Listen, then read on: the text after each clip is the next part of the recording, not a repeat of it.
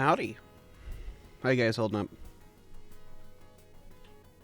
I'm still a little coffee. Not coffee like the drink. Coffee like I'm coughing. But I have water. I have some energy juice. I have a horrible sleep schedule. And, we'll see where that takes us today. Unfortunately, I can't stream super long. Only about 3 hours at this point. But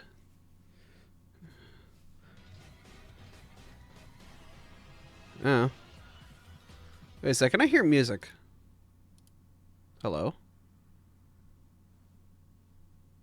Oh, I still have the game running in the background, don't I? I was like, why do I hear music? I'm going to guarantee you 100%. Yep, I never actually paused the Pokemon. Okay, hold up. You, stop. There we go. That's why. I was like, why do I hear music? That's why. Okay. Like, music that's not my music. Okay, so let me grab the tablet, bring it to my lap, or get it in my sort of like resting spot, and figure out what the hell I'm going to draw. Because, I don't know, I searched for the word Abra on Tumblr, and now I've got Abra brainrot again. It's a horrible disease. I just look for Abra, and then my brain's just like, oh man, I can't stop thinking about it.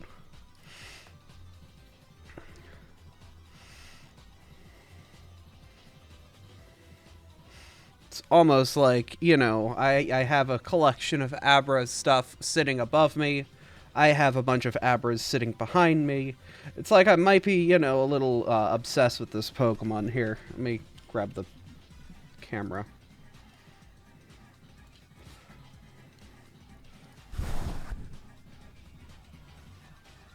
Yeah.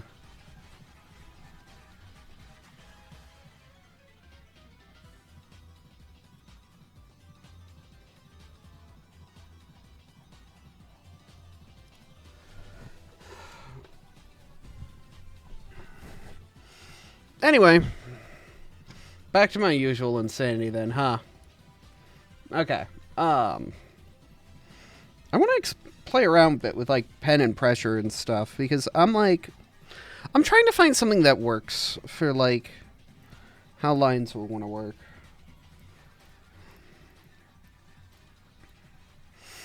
I don't know. I like this tech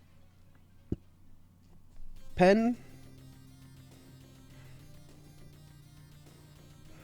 I feel like my pressure sensitivity kind of just needs to be played with because, like, I don't know.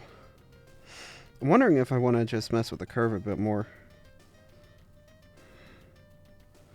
It should be like pen settings somewhere. There it is. Yeah.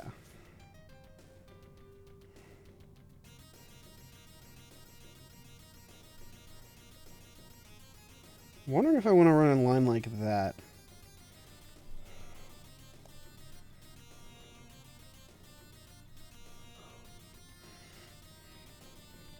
Mischievous of volley noises.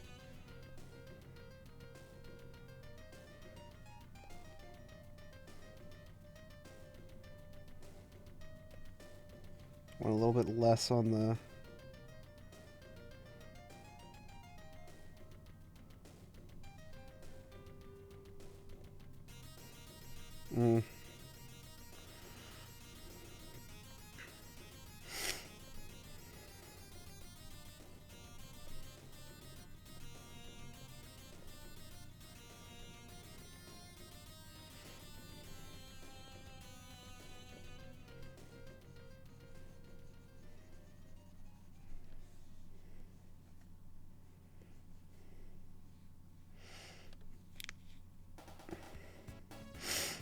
Draw with the pen again. Check to see the settings. You can shift manual adjustments with stronger or lighter.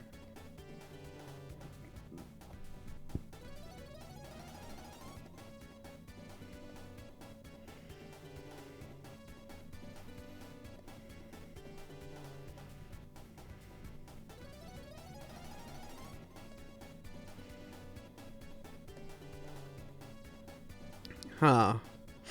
Hey, Thori, how you doing?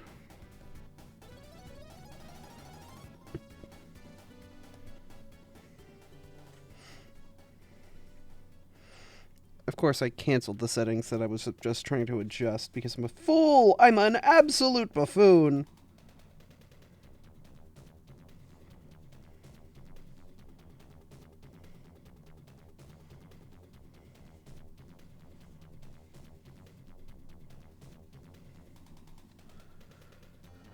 Hugging the Abbey? Oh, y'all are too nice.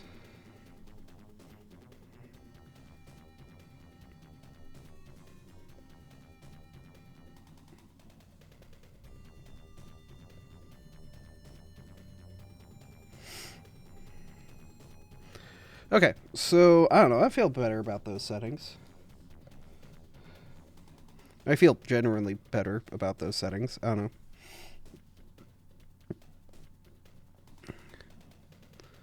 Draw Abra feet.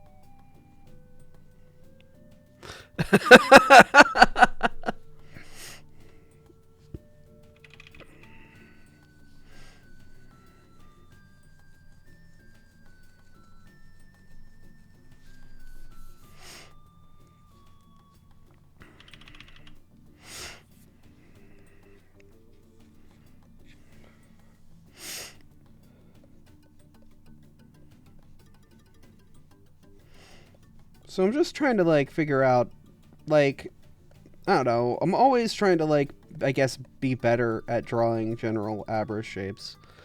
Like, a lot of the time, Abra heads will come down and, like...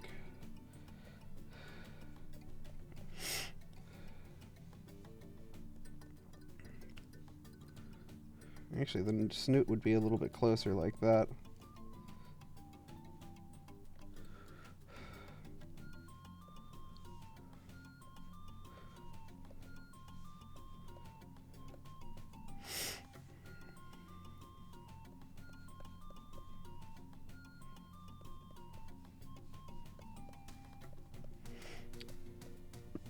Thing is, it's just, like, also figuring out, like...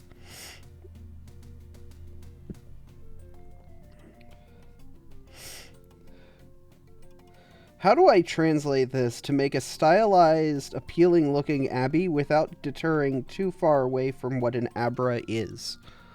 I guess is kind of where I'm trying to figure out how to do that with my artistic style and ability.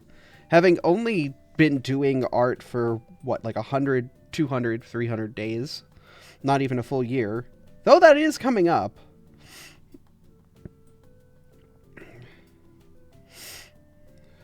Like,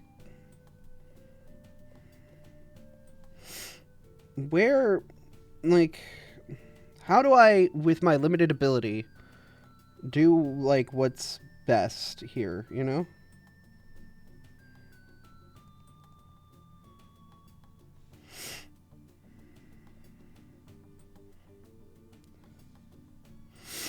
I guess is kind of where I'm trying to figure out myself.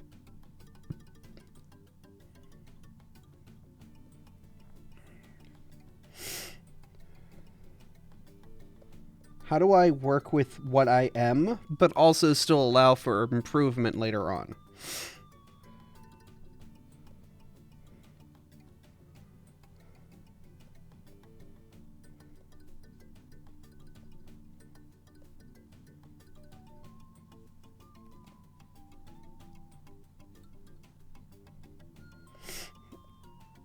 I will say, like, Abra foot shapes kind of aren't easy. If you're asking us, I don't know. No, this is more like a rhetorical question. Like, trying to figure out, like,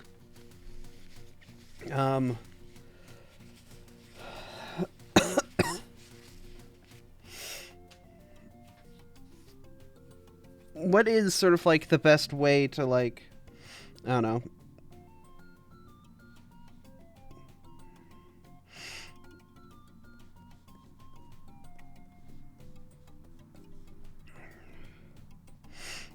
to move forward with Abby being herself and her own individual Abra, but still being distinctly Abra, you know?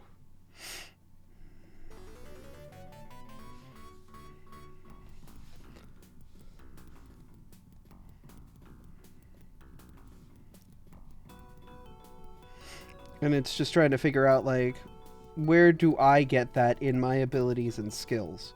Where am I able to draw those lines? Figuratively and literally.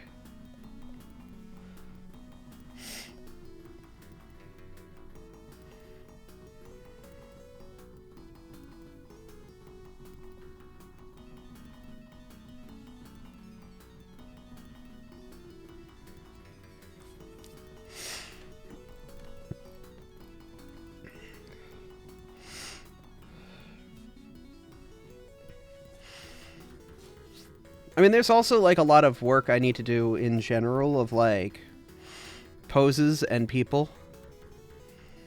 Like, there's just general, like,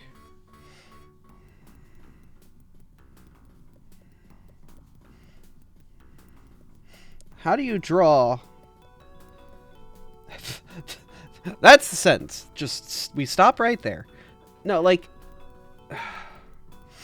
compositing and building and being able to take from my imagination and start turning those into building blocks that I can then turn into reality. It's a lot of skill work. It's a lot of tutorials. It's a lot of, I guess, like, the boring stuff. And nobody wants to do the boring stuff.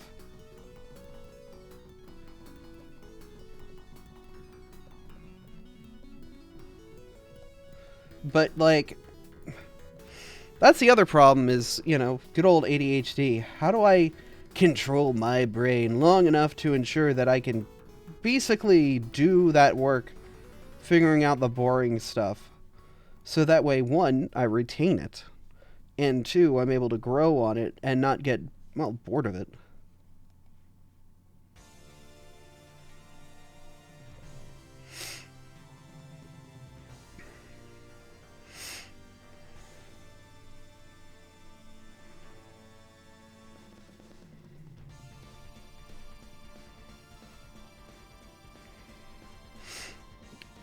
I would say it's like an art.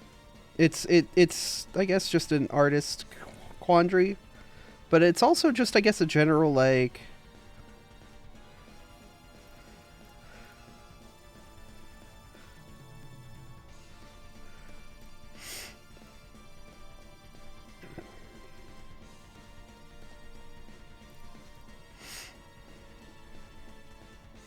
myself quandary, because I will say, doing this daily art challenge from the beginning of last year onward,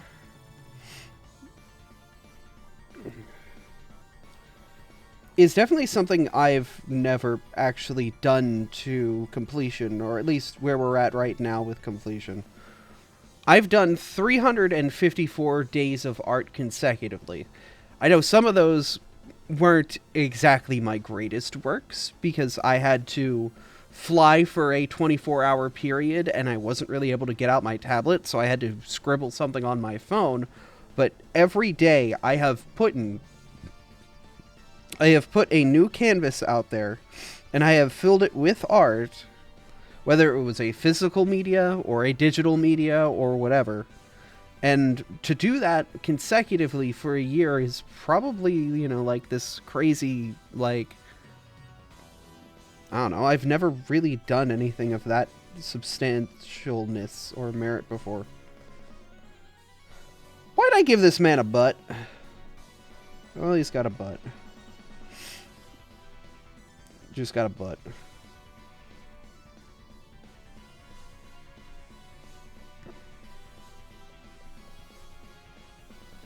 It's kind of short.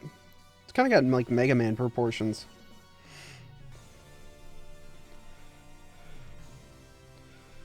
There you go. But to, like, I guess go that distance.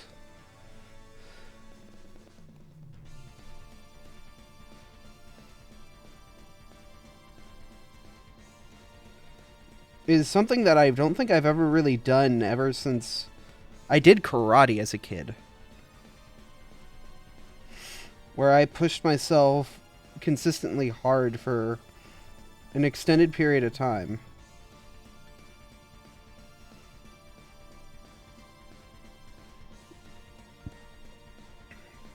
It's nice to have a goal and actually meet it again. Especially now that I'm in my mid-30s. I can't say even, like, early 30s anymore, because now we're hitting, like, 32, 33. This man's still got butt.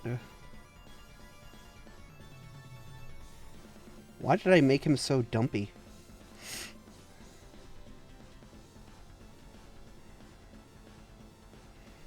Actually, you wouldn't be able to see fingers from that perspective, would you?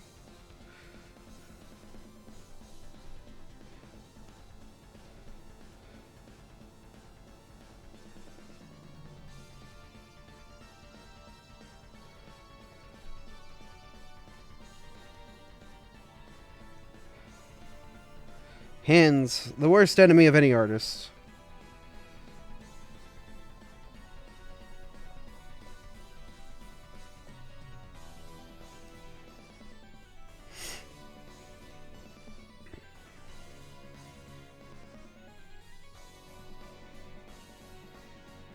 All the tutorials are out there. Just like, you know, just draw shapes. Just draw like a, you know, this is like a weird triangle or pentagon thing, and then you just expand upon it, and I'm like, I can't. I'm stupid. But then you try it out, and you realize, you know, hey, maybe that actually works a little bit.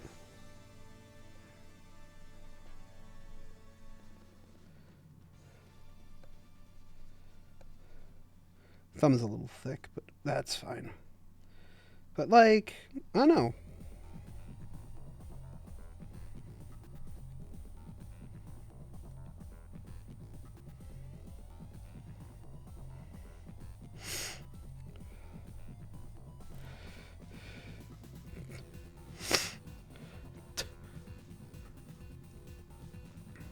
Just kind of figuring stuff out.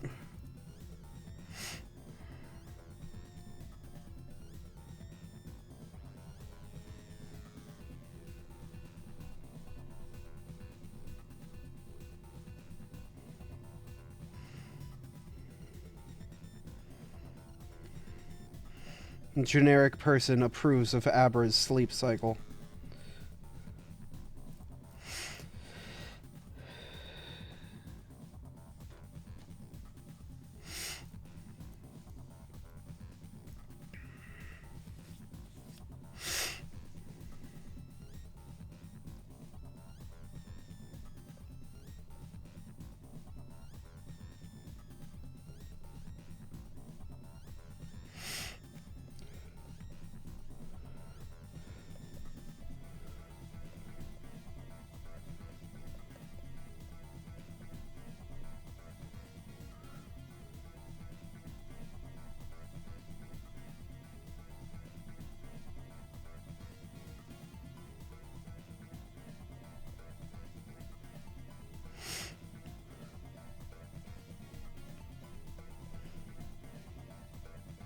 Like, can I adjust the ears like this? So instead of a normal Abra ears, which are much more shorted and pointy, just like, that's it. Like, you have these more big fwampa ears. And it still looks like an Abra. Or are you getting too far away from the head shape? What creative liberties can you take? to keep the general design of a character without losing it.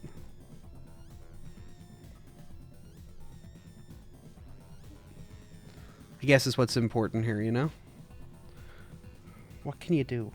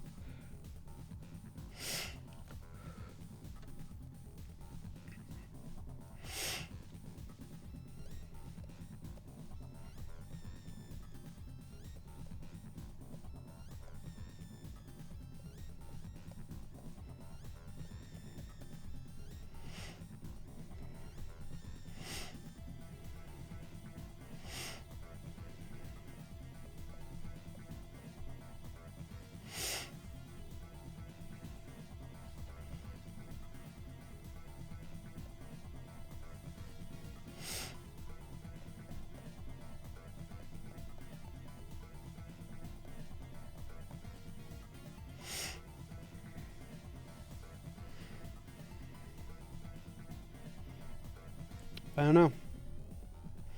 You just have to, like, experiment and play around more and do more stupid shit with art and kind of figure out where I stand on certain things. I guess that's kind of an important bit of art, is sort of just creatively kind of just throwing stuff on the wall and seeing what sticks.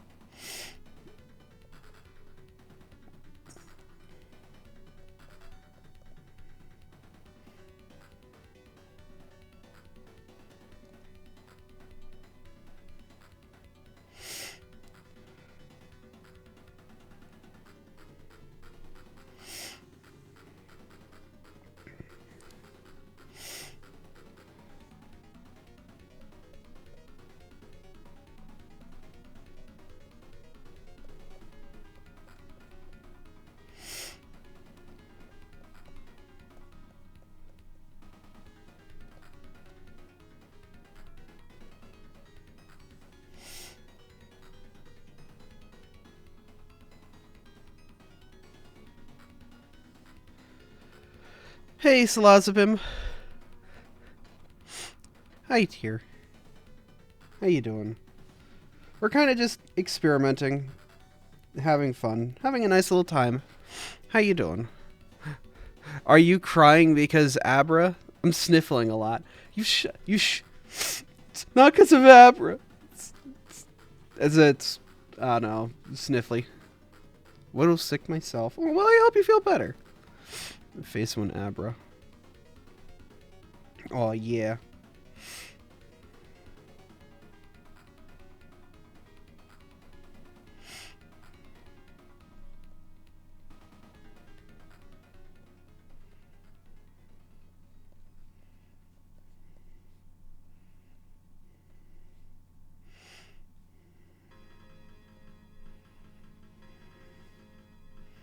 But yeah, no, I'm just kind of like, I don't know, doing some weird experiments.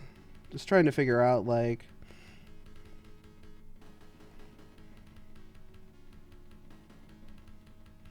I don't know. Abra's design really is just a lot of diamonds in certain ways and places.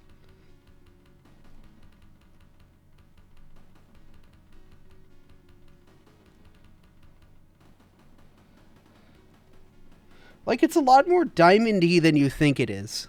Because you're a heckin' gem. Oh, man. I'm being complimented. Oh, no. Ah.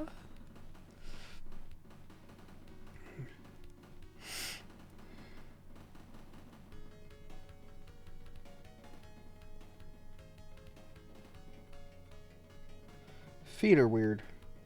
Just get rid of feet. We don't need them.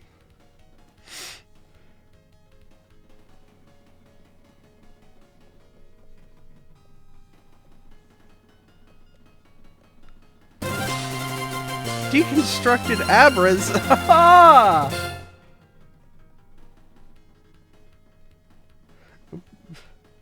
wonder if I can make an Abra with just diamond shapes.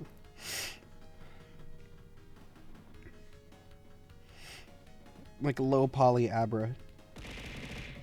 Ah!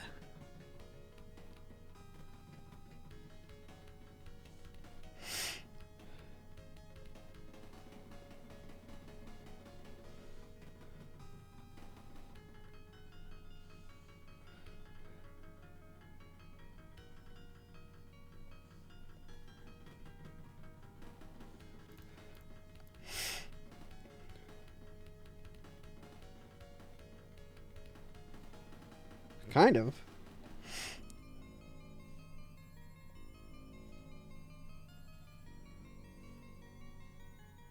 I don't know. It's kind of weird.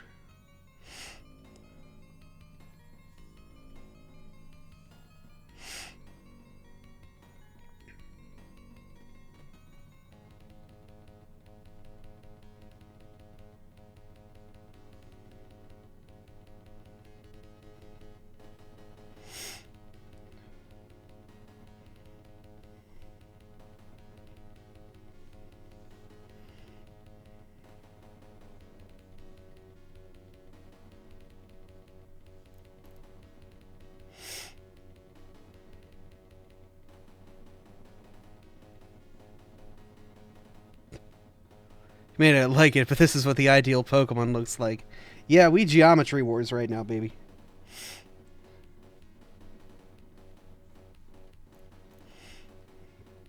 I got very lazy on the legs, but if you just erase this bit, you kind of get Nabra's leg shapes. Then you do a little bit of that, and a little bit of that. You just do a little bit of that, a little bit of that.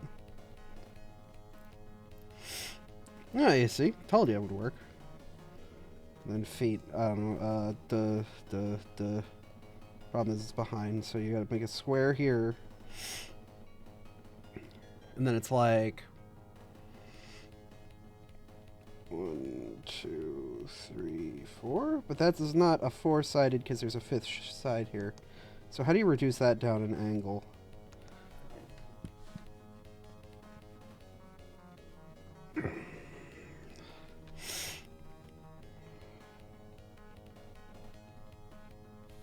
It's not a diamond though, so where do I put like...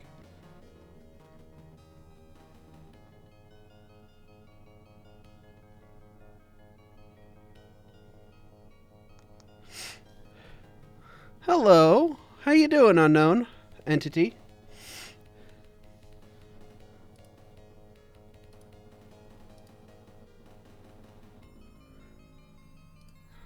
It's been a while. Low poly Abra. Is that just stadium Abra? I guess.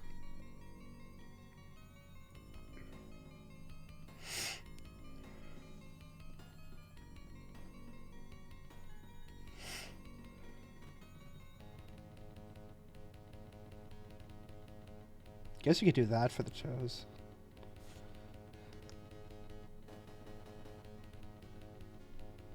I guess. I don't know. It's Rumble Abra. Actually, I think... I don't know. Low res Smash 64 Abra. They would have just used a ping. You may remember me as Wolfie. Oh. Oh, welcome back, friend. Whatever you go by, you're more than welcome here.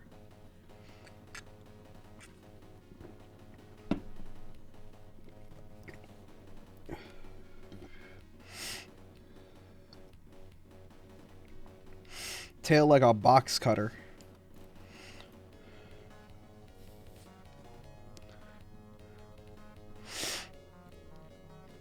Four years, 13... wow.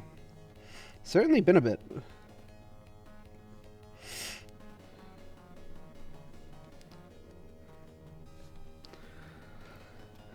Whew.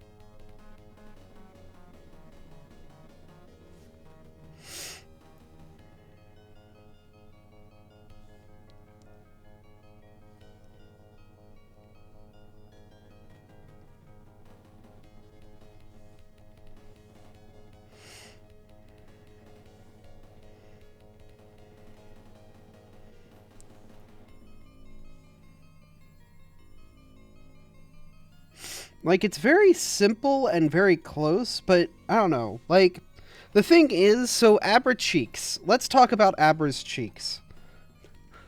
No. No. Not those cheeks. But I'm talking, like... So, like, a lot of Abra in traditional design has, like, these concave cheeks. They go inward.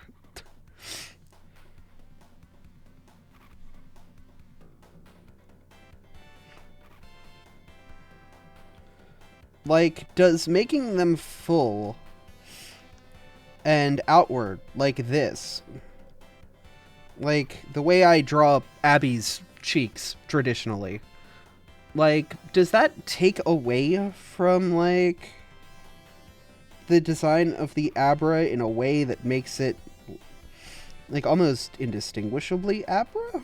I don't know.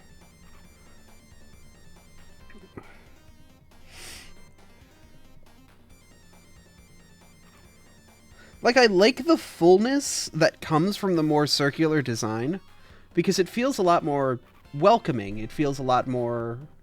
I don't know. Like, Abra is a very sharp Pokemon when it comes to its more contemporary design. I know earlier designs were more like big, square, like...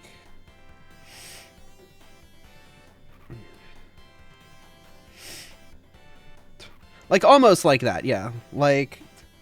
a little bit more curved, but, you know, like... You know, like, it was a lot more flat and round.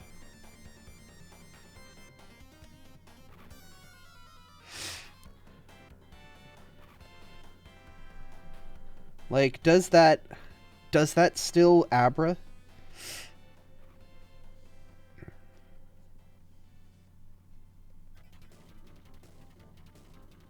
Like, that looks classic Abra, but, like, even with Pikachu, like, Abra has gone through, I guess, somewhat of a redesign in more modern iterations, where, I don't know, I'm being weird, but I guess every Pokemon from the Gen 1, Gen 2 era has gone through subtle redesigns in their, you know, way they look. Either that or just the art style isn't as locked down as it used to be. Like, if I grab a sprite of old Abra and compare it to, like, what modern Abra looks like... Like, here, let's grab this.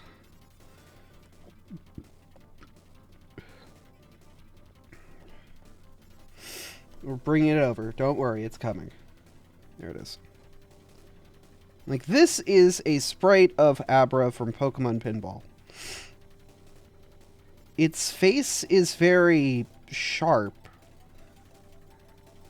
and jagged.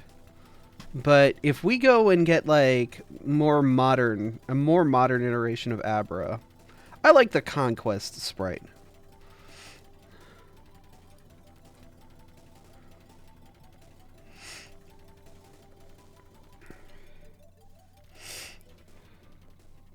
The Conquest sprite Abra, that is an Abra that is just chilling the frick out, you know? He's just vibing. But you can tell, like, the face has gone through an iteration. And the shape of the head is, like, wider. Would you juice an orange on those cheeks? Oh yeah, no, Conquest Abra is, like, a mood.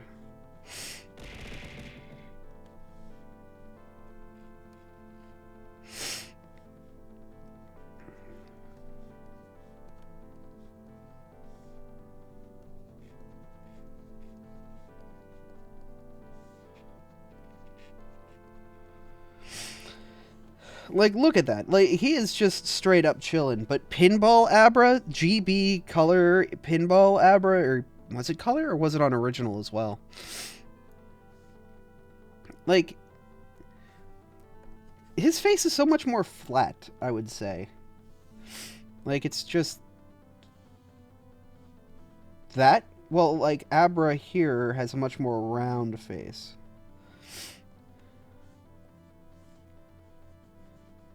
And so, like, I guess it's kind of just playing around with, like, the way Abra's, like, changed over the years.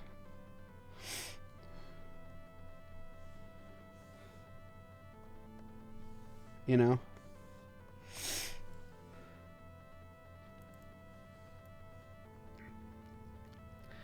A lot of Pokemon have gotten rounder in general. Yeah. But, like, is there a charm to the jaggedness of, like, older Abra images? And, like, do I want to retain that charm in any way? I think Battletrose has some good art as well.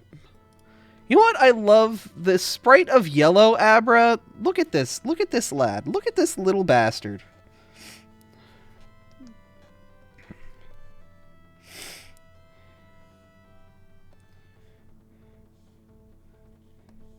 This cocky son of a bitch.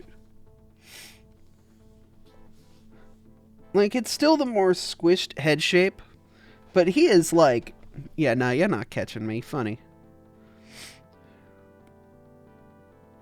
And then you get Angry Abra from Gold.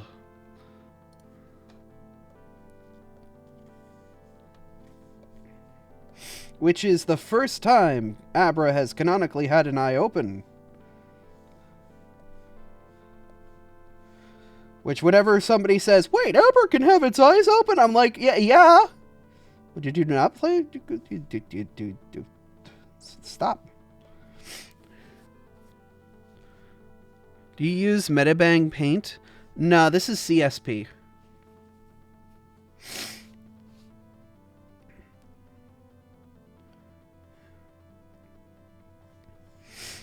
Also, Abra's feet have changed too. Like, these guys have claws. Like, there is definitely, like, a claw going on here. But here, nothing. It's all, like, the full length of the foot is just toe. I wonder if in the gold and silver, you know, yeah, gold and crystal shows it as well. That these are definitely, like, nails. Full breakdown of Abra feet pics. No! Something that I miss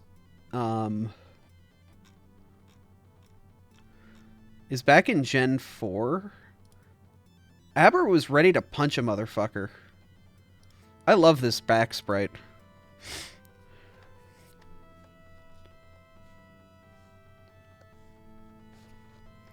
Oof.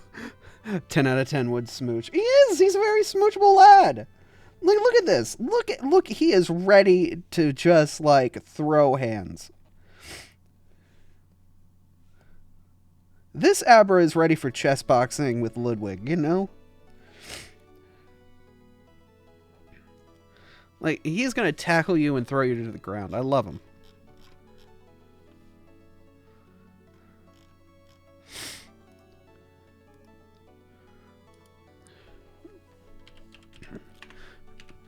Let me find the Lunchables Abra. Because whatever... No, not Lunchables themselves. I want the Lunchable Abra Pokemon. Because, yeah. Okay, so the Lunchables cards use the same art as this. Cool.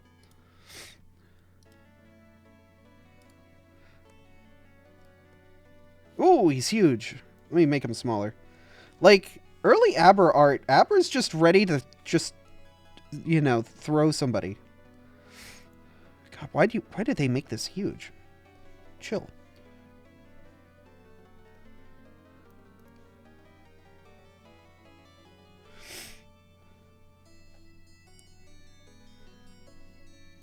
Okay, bye.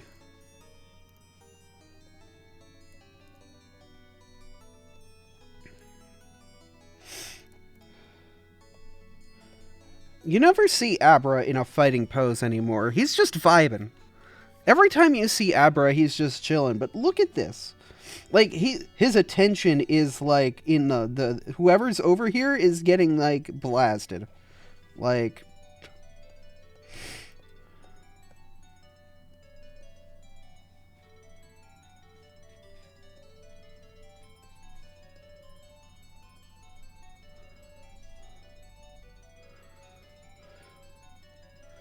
You know?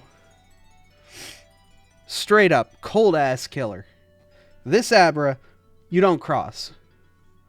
And then, like, just modern Abra is just like, I'm asleep. Bring back aggressiveness. Bring back my boy.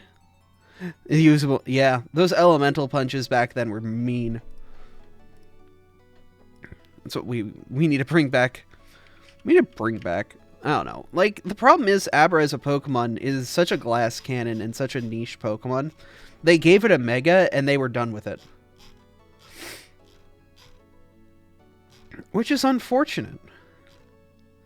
I think someone at TCPI still likes Abra. Someone high enough. Because Abra did get like a full episode, and they sneak Abra into as many shorts as they can.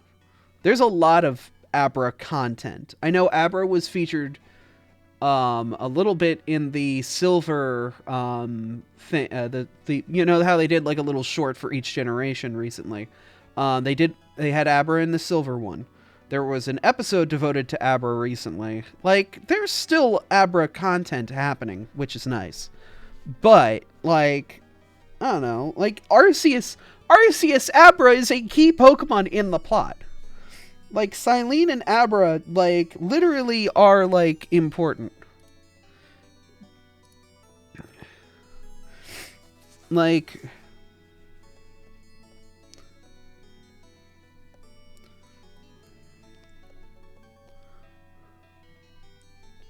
I have no idea how to draw Silene.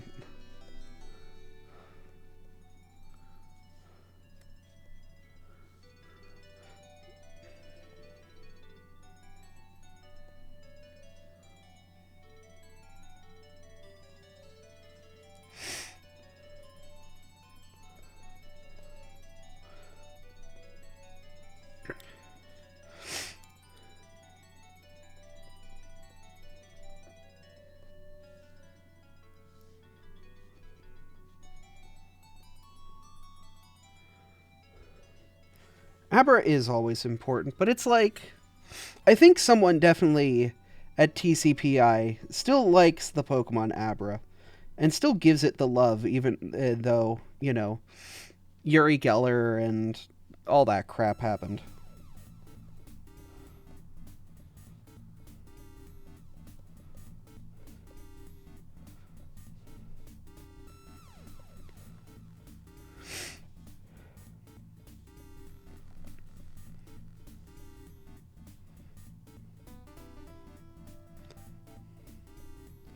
Like, they still, like, sneak Abra into as much content as they can.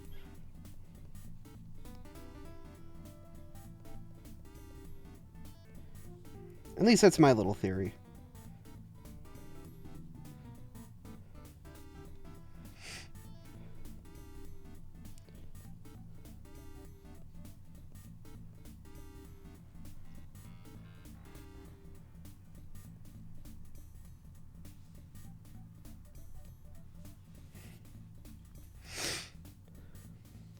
Rapidash ain't getting any love. I would say Rapidash did kind of get some love, though. In some way. Like, it did get, like, a little, like, you know, shiny arc in Arceus, which is nice. And it did get a Galarian form, which is pretty banging, yo. Literally My Little Pony.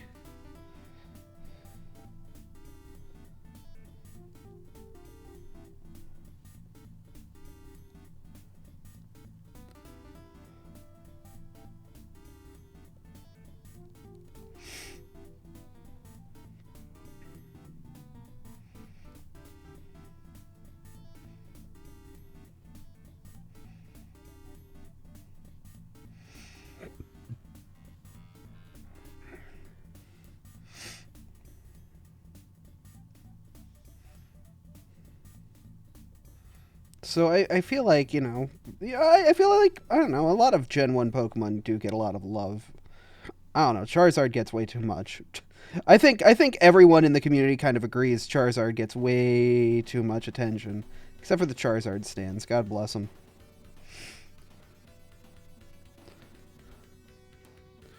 Terriermon is an important Pokemon. I mean, Terriermon is important. Look at this friend.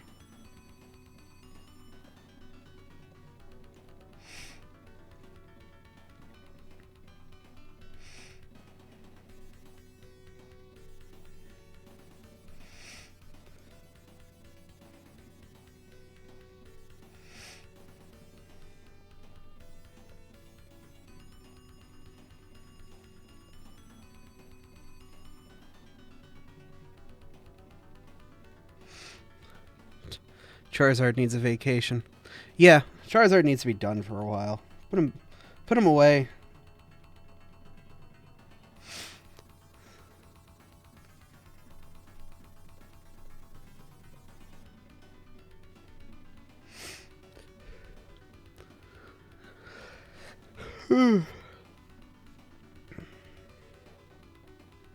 Oh. Well, it was fun. Like it was fun. Make it sound like it's in the past, but it's fun getting to know you and being your friend and stuff. You know. I'm glad that we were able to bridge the gap and start talking and stuff. We need a Fire Fairy starter. Fire Fairy starter would be fun. They're usually based off of the Zodiac, but I know this time around Fuecoco is not directly linked to anything on the Zodiac.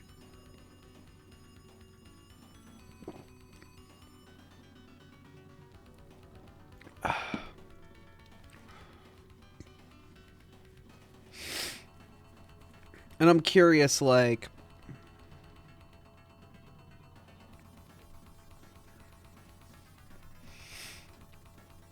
if they would pull back and go back on the Zodiac again, or if that's it, they're just done. Racism is as dead as the Pokemon Rangers series. Ooh. I mean, I don't think, like, the problem is the Rangers series requires a touch-based peripheral, and that's not a thing anymore. Because yes, the Nintendo Switch has a touchscreen, but you're not going to only play Ranger in handheld mode. That's ridiculous. Like, unless they make an accessory that is like the PS4 5 touchpad, like, that's just not viable. They could do something like that. I mean, there was the good old Nintendo Stadium plug-in bit that allowed you to, plug in whatever Pokemon game you wanted into it.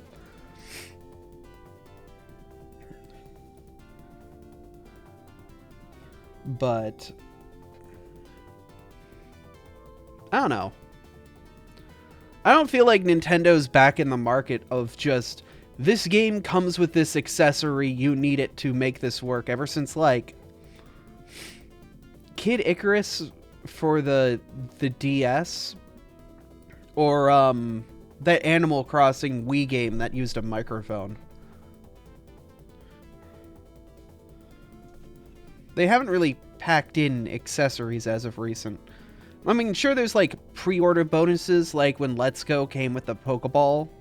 That was like the Walker thing, but that was like a multi-integration and a collaboration between them and Niantic. And it's an additional accessory you paid more for. It's not like the Donkey Kong 64 having to come with an expansion pack because the game just was having issues running without it. Or so they say. Because now there's conflicting reports from another developer that says, no, that bug has been fixed.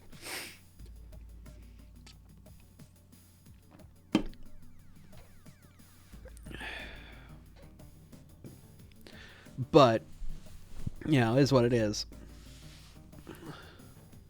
More bongo peripherals.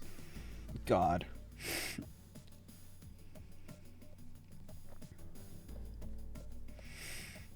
I mean, the bongo peripherals are nice in the sense that you can play a surprising amount of Nintendo GameCube games with just bongos.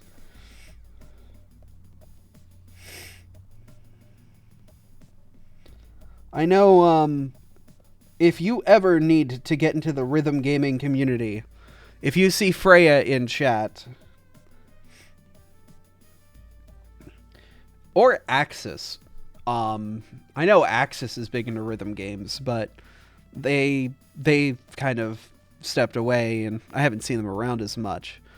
But if you see twitch.tv/melodic show up, that is my lovely close friend, Freya. She is a wonderful, wonderful friend, and will, eventually move in. But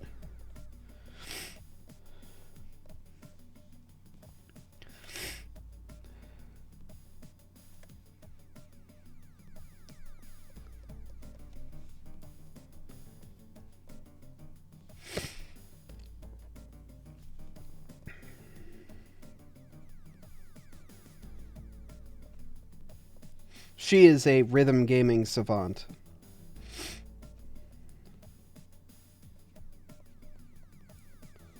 Definitely worthwhile if you ever wanted to get into a rhythm game. Or a Touhou game. I'm getting Pokemon Scarlet for Christmas because my greedy A is not paying $60 for that game. That's understandable. Memory leak issues in Super Mario Bros? Like the original or like the well, no, that was just Mario Bros.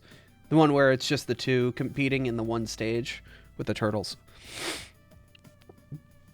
I was not aware that the original Mario Bros. Had a memory leak issue. So that's the one for the NES. Even though it says Super, the first one. Yeah. The leak, it sounds like they need a plumber. Ho ho!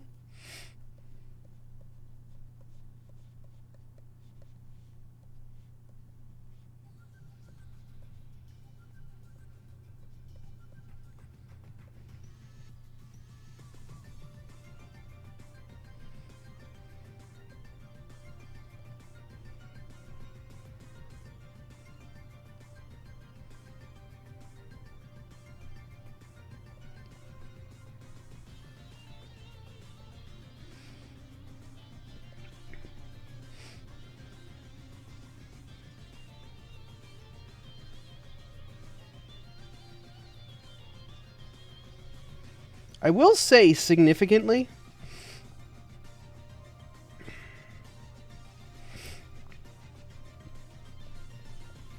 that over the past year, I will say that my art skill has improved heavily, which has been fun to see. Because, like, I'm able to very quickly draw anything. I don't say anything lightly. I mean, like, I'm able to draw things that I would have been very intimidated to draw earlier this year. I stuck to a very narrow wheelhouse and slowly expanded from there. If you can swap SMB carts out of the toaster, put tennis in, then put SMB back in and get some crazy negative world stuff. Oh.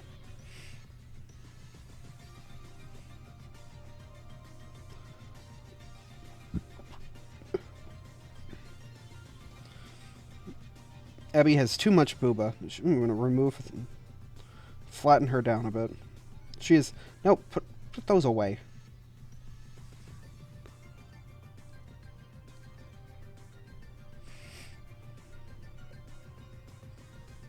Also, them hands too big.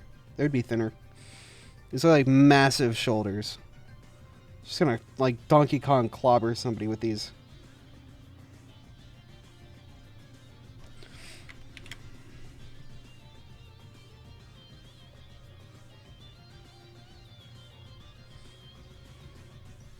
No, don't flatten her. Sorry, Thori.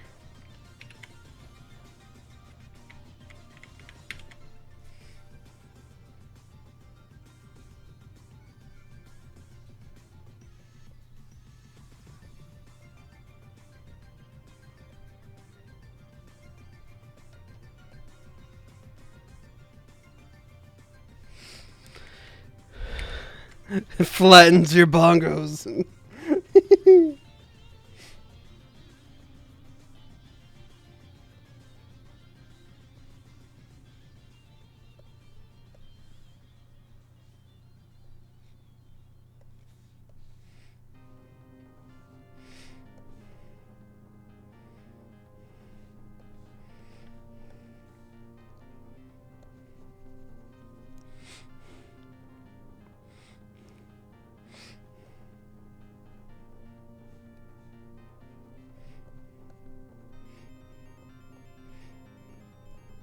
So, like, I don't know. The thing is, Abra biology kind of lends itself to Abra having some tits. Which is a weird sentence. But let me explain myself. I'm sorry for whoever comes into this stream past this point.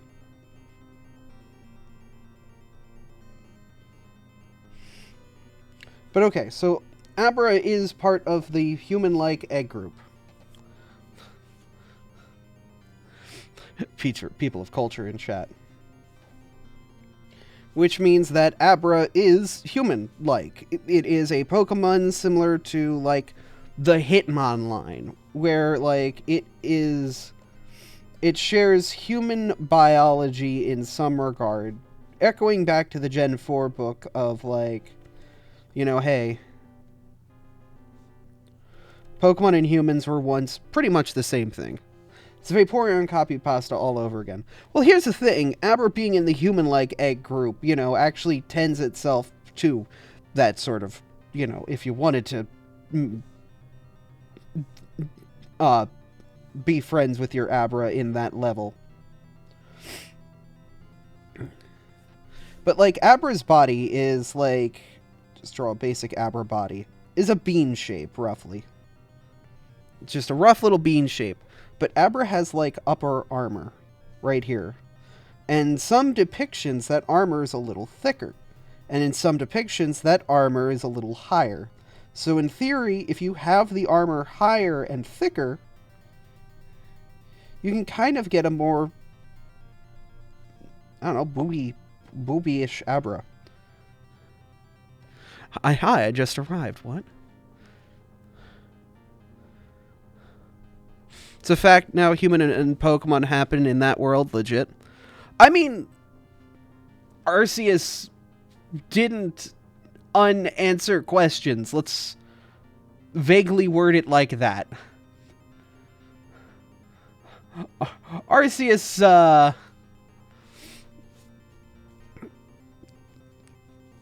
the only thing I'm angry with Arceus about is they reinforce this strange notion. Just nice talk about Abraboobas. Yeah, you know.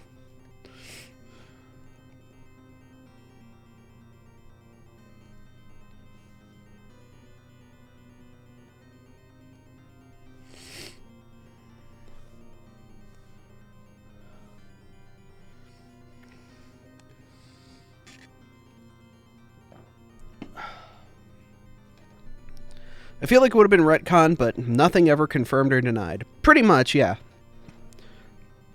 Arceus also has Porygon in it, which has some implications. Well, Porygon's explained because it's a temporal distortion, which means that Pokemon from wherever you, the player character, get picked up from, because it's very evident early on that you have been isekai'd. It literally is the first thing in the game. Spoiler warning. So any Pokemon that you see in temporal distortions are from your timeline. Same as spoiler character that you meet later on. There's a lot of time travel shenanigans in Arceus. Let's be fair.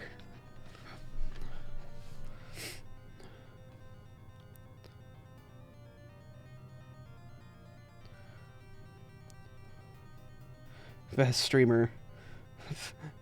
Look, I mean, like, we're being fair here. We are being fair, and we're because, like, I don't know, some of this lore building stuff is fun.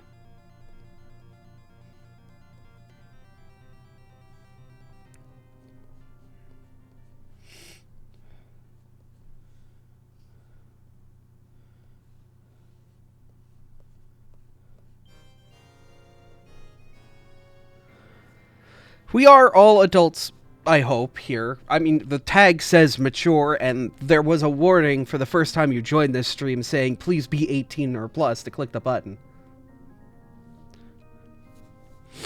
But, like,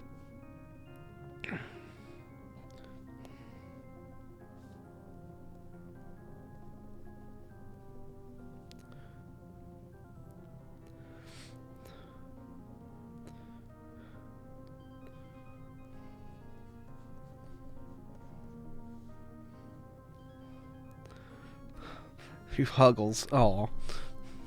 Yeah, like, it's understood that we're not talking about baby shit here. We're talking about real mature hours. Like, bunkalunkalos and hoobaladubas. Some real gazonkazonks, you know?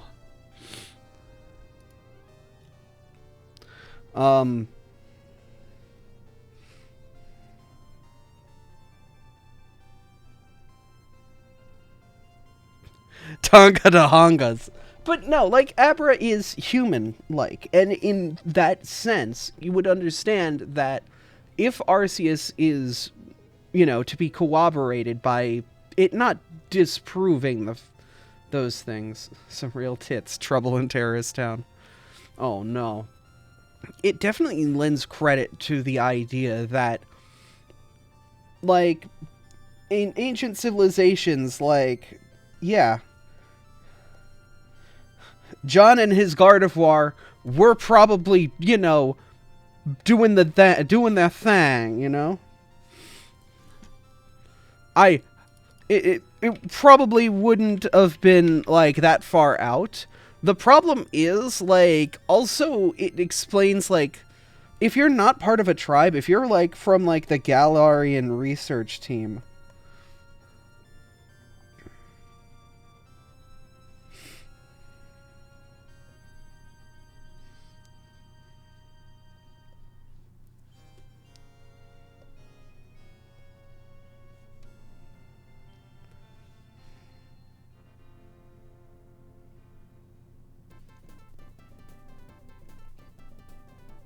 like, the Galarian research team, like, seems to be, like, a little bit more modern in their sense of how they treat Pokemon, but, like, the civilizations that are there, like, the Diamond Clan, those guys, they like, they definitely see Pokemon as family.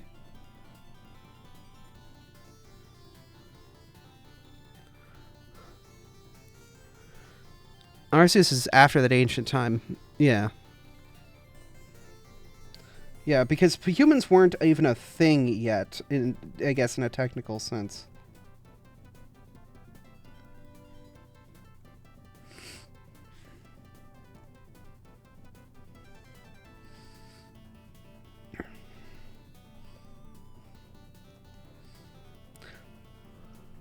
It's sort of, a very interesting thing.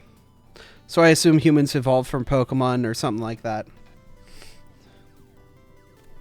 Oh yeah, speaking of which, it's been retconned now. Gardevoir is no longer in the Amorphous egg group. She is part of the human-like egg group.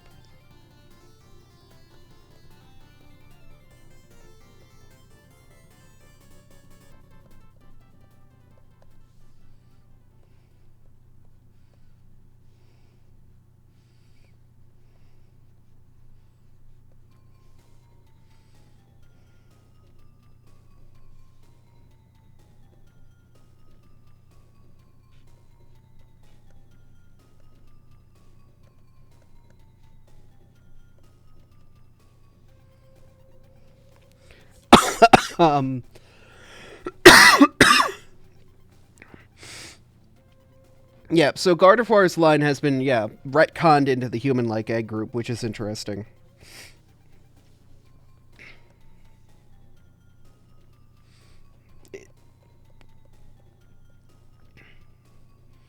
Don't know why, but that was a change in Gen 8.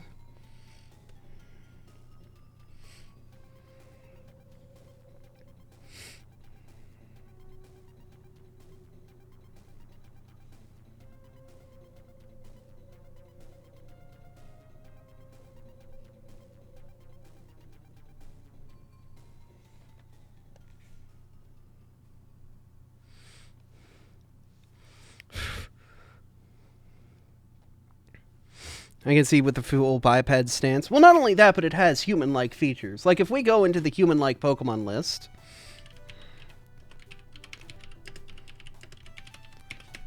human-like egg group, we have the Abra line, the Machop line, the Drowsy line, which is a little weird. The Hitmon line, Mr. Mime, Jinx, Electabuzz, and Magmar. Makuhita Hariyama, which is understandable. Sableye's a little weird. The Meditite line is fine. Croagunk's a little weird. Timber is understandable. Sock Throw is understandable. The Gothorita line is understandable. The LGMBHM line is a little weird, being aliens. Poniard and Bisharp makes sense. Toxicity, kind of a little bit. Char Cadets line is kind of interesting. Don't know why that's in there, but like, generally speaking, it's a lot of, Pokemon. Oh no, the aliens are proving. Oh no. I'm surprised Lucario's in the group. Yeah, so we have the Ralts line. Volbeat and Illumise is in human-like, and Egg. Spinda is human-like. Cacnea Cacturn is in there, which I guess kind of makes sense. The Chimchar line is understandably in there. Baneri Lopunny is in human-like Pokemon. Dangerous information. Lucario in there. Mindfu, Mindshao. Dangerous as well, but understandable. Pangoro, Hawlucha. Scorbunny and its line is in there. And Impidimp and Grapploct.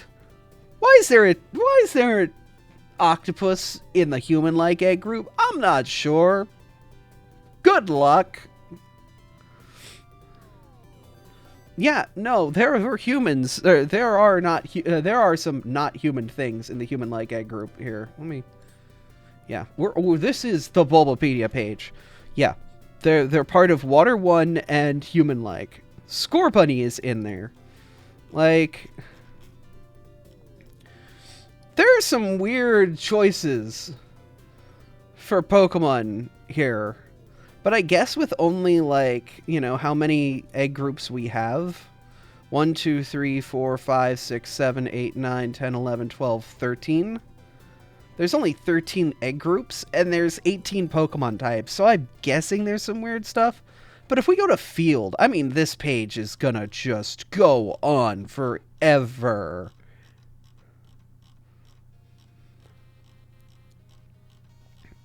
The Field egg group does not stop. Yeah.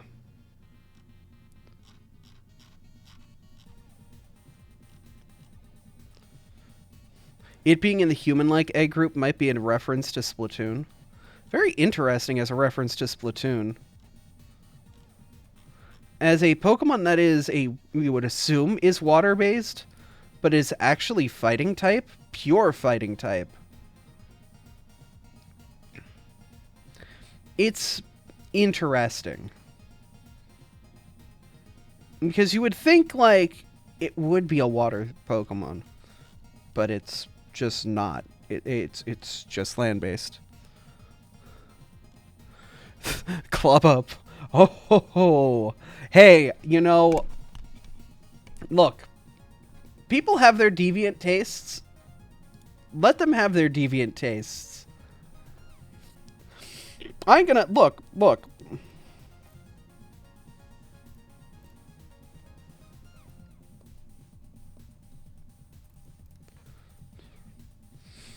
I made up that fact, not an official source. I don't know, Pokemon's weird. We were having this discussion. Pokemon's like a weird franchise in a lot of weird places. But yeah, no, the reason Abra has boobs is, I would assume, because it would be a mammalian Pokemon in a most sense, that its biology being close to humans and the human need for booba is literally for, supporting reproductive life. While that might not have, carried through, there are definitely Pokemon that have booba. Like, that is just a thing. It's weird to talk about, but it is a thing. Like,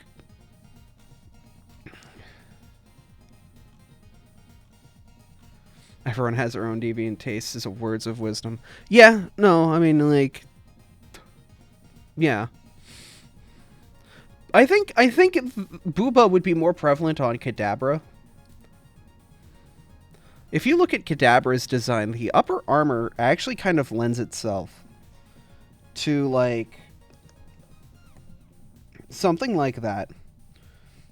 Because, like, if you look, the upper armor actually is, like, disjointed and actually seems to be more like a shirt or a hoodie, in the sense that it has that ability to just, like, exist. Like, it's loose.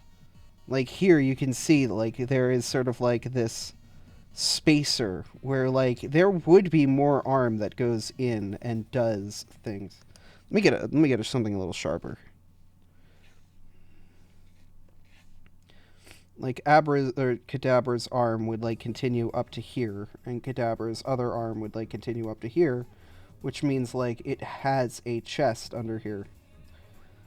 Which means it's very possible that it has a chest under here, you know.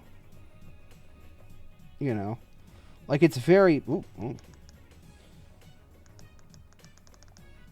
that, like, it, you know, continues to have some sort of, like, biology. Like, why would the armor be shaped like that? It's weird.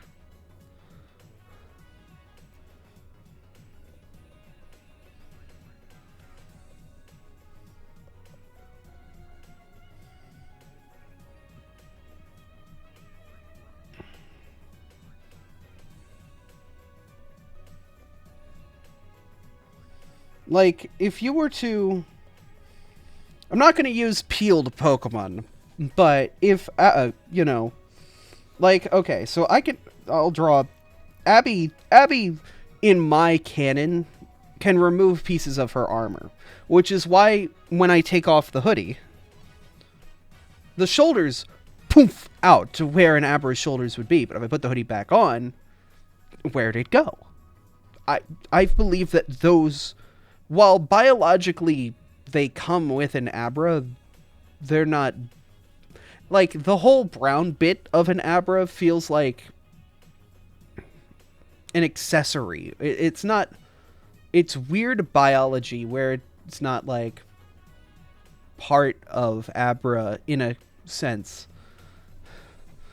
Like, you can see it prevalently on Kadabra, but if we also go to the Alakazam... Like, it also seems like it's got, like, knee pads and shoulders and, like, wristbands and stuff. Like the shell of some crabs? I guess.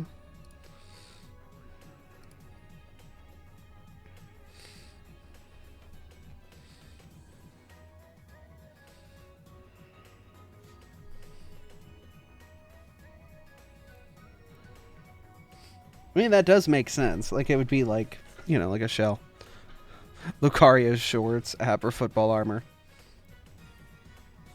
And I'm wondering, if we go to human-like Pokemon, is this a feature that's common on human-like Pokemon? Let's go to human-likes. Do a lot of human-like Pokemon have clothes?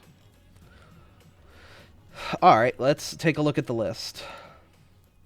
So, if we count the Alakazam line, and that's that. Machoke and Machamp definitely have clothes that they come with, biologically speaking. You got the belt. You got what looks like gym shorts, but I think those are actually naturally part of what's going on here. Because if you look at, you know, the big boy, his shorts are gone. It's just blended with his body. Man has no pants on, technically speaking. It's just a darker color.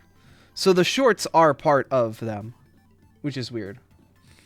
Charcadet evolutions could remove clothes. Yeah, in theory. Look, Hitmonchan also comes with the weird armor as well. You could probably strip a Hitmonchan. Like, it comes with shoes, and it comes with a skirt.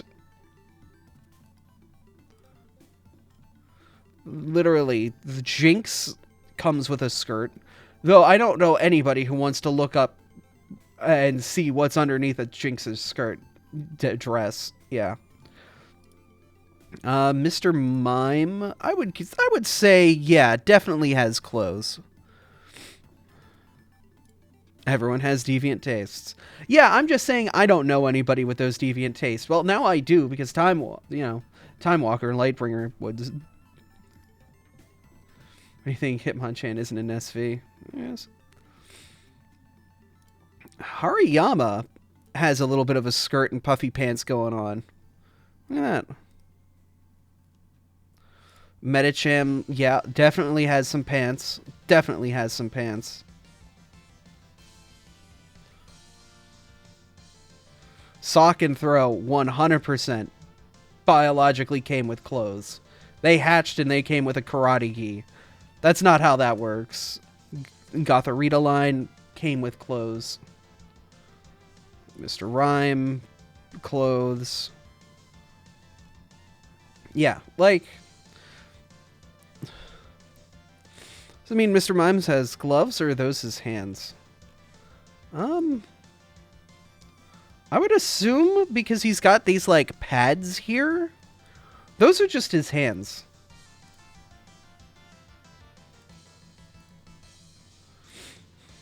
Look, my taste is more plush, more snug. Yeah?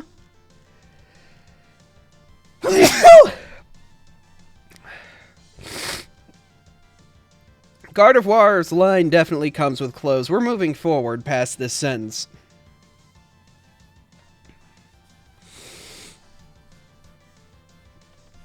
I'm not sure if you would say Volbeat has clothes. I would say that's part of its biology. Lucario actually canonically recently was confirmed that these are pants. Thank you, Daisy. Either that or incredibly long fur. But there is, like, this is not the actual leg size. Yeah, there were some confidential docs leaked that showed that Lucario's legs actually are only, like, you know, as wide as, like, down here and come up to hips right here. These are not the true size of, like, Lucario's legs. Actually, Infernape, would you consider these bits of gold clothing?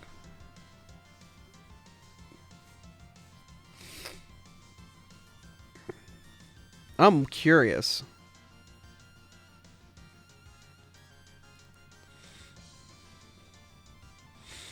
So Digimon are not the only one with clothes and guns. Yeah.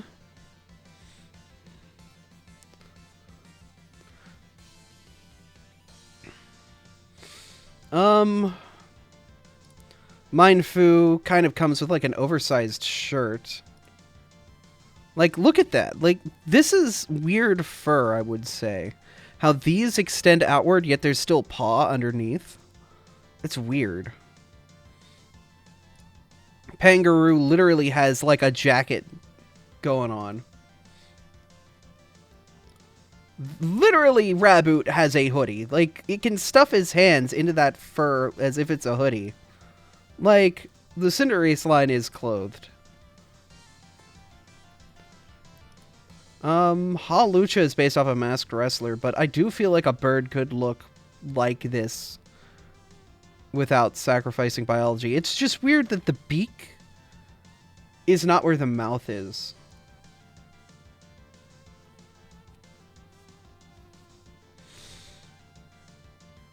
It's all long fur because the deck says they can bite them off for a mind shao. Wait, really? Biting the fur off its arms. Oh my god. So it's just matted fur that it has on there, and it takes it off like Goku takes off its weighted clothing. Damn! Okay, that's cool.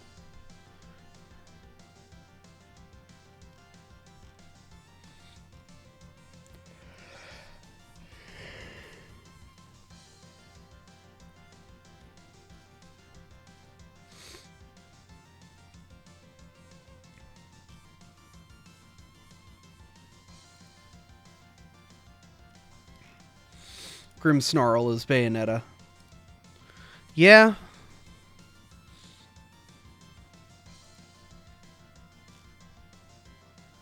Long purple hair.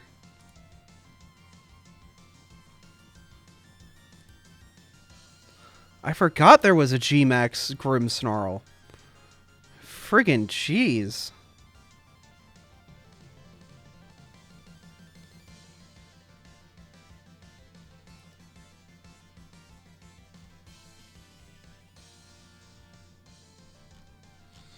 Freaking coming at you like a titan.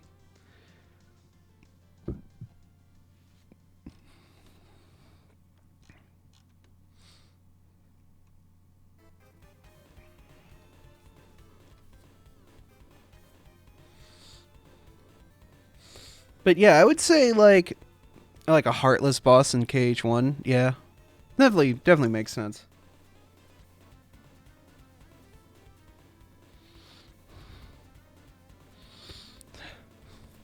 See that shit? I'm leaving the region. Find me a boat. Don't worry, it's only in Galar. Just avoid England like everyone else.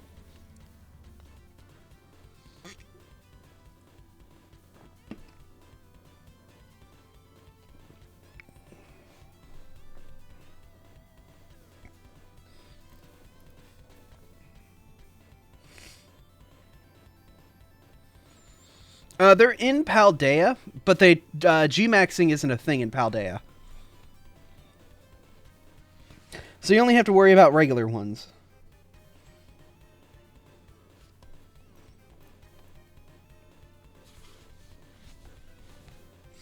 Oh, Gen 8 Rapidash is lovely. It's still just England, though.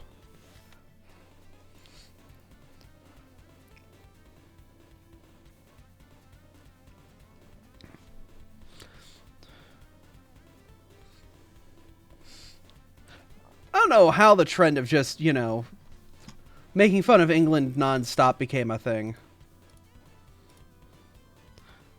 I guess the internet has moved on from France. I don't know, I would still like to go to England one day. I would like to go to France one day. I will kill somebody for French pastries. You get me to a French bakery, I'm going to delete it. I will die full of cholesterol and butter, but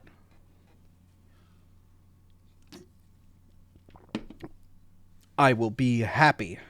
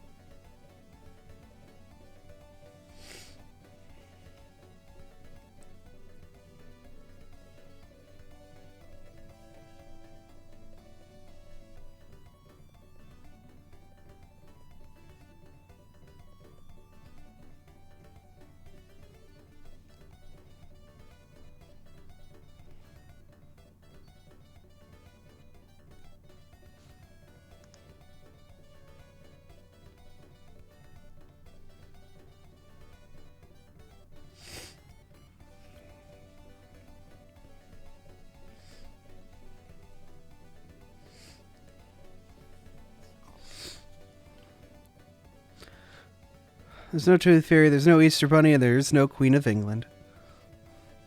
My puppy lost his baby teeth. What are you supposed to do with them, then? Hmm?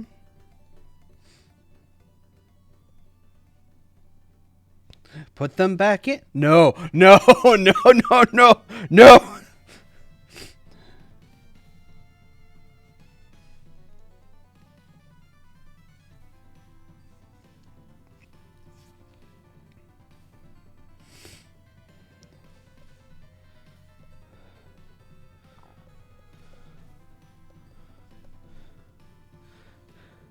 Drawing a boo.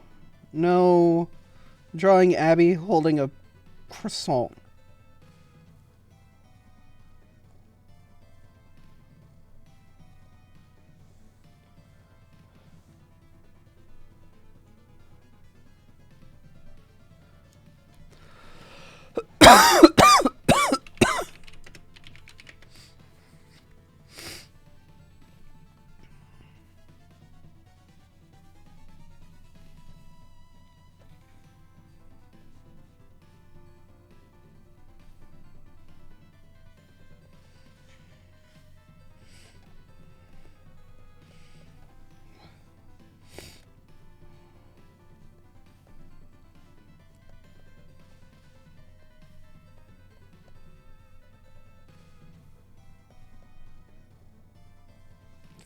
Feed her the French.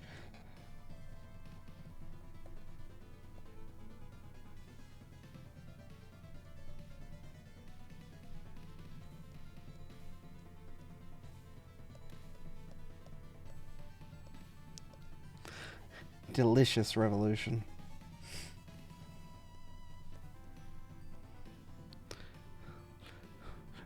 We can't make Abby French. Oh, you can French Abby anytime. Ho ho ho!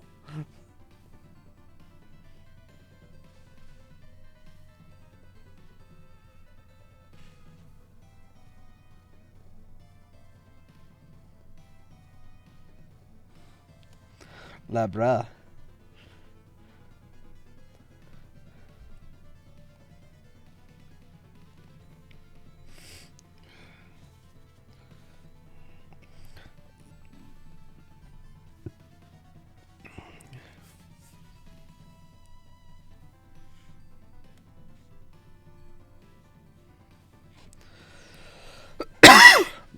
I do also love some British cuisine. I'll show you French. Oh no. Sacre bleu. What's Abra in French? Actually, I have Abra's Bulbapedia open, so... What is Abra in other languages? Japanese, it is Casey. Casey.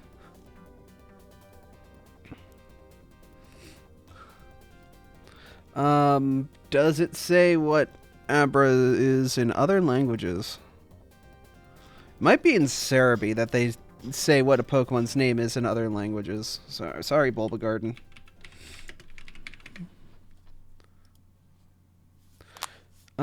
Yes, in French and German, it is Abra as well. Ooh, what does it sound like in Korean? Hold up. You know, I should... Okay, so something that I do is I will occasionally search...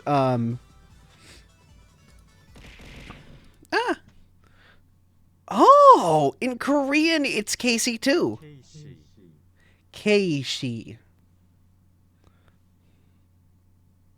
Language names are at the bottom of the Bulbapedia page. Oh.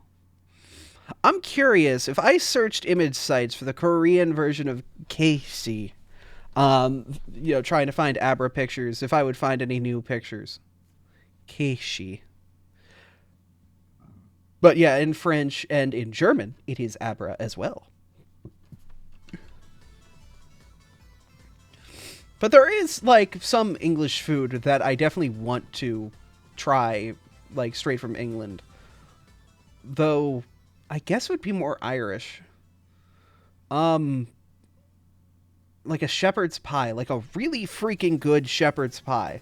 Like a good hearty meat with veg and like wonderfully cheesy, crispy cooked potatoes on top. I would destroy something like that. I'd also be interested in trying English curry, even though they stole that.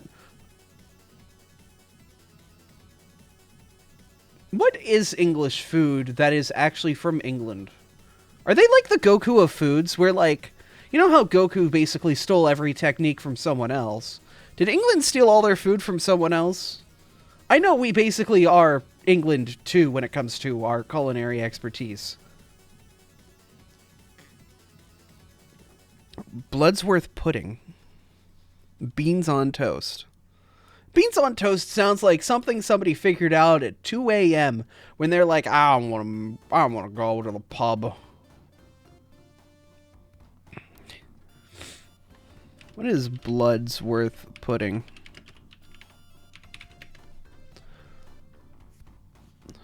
The Great Fire of London. Sir Thomas Bloodsworth. What? It's a cream bread. No, that's a rustic apple tart.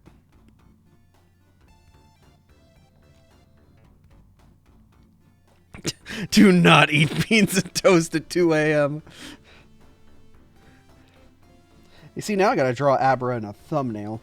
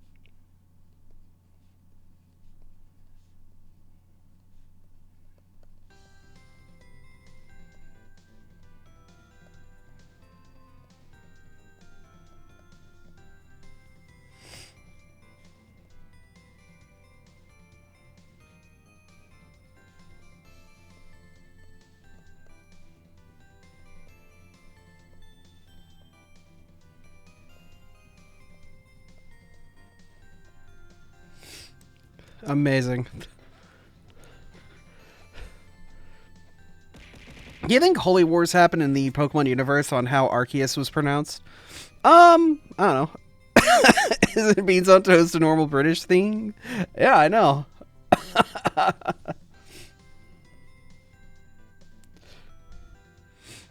Wouldn't it be 15 o'clock?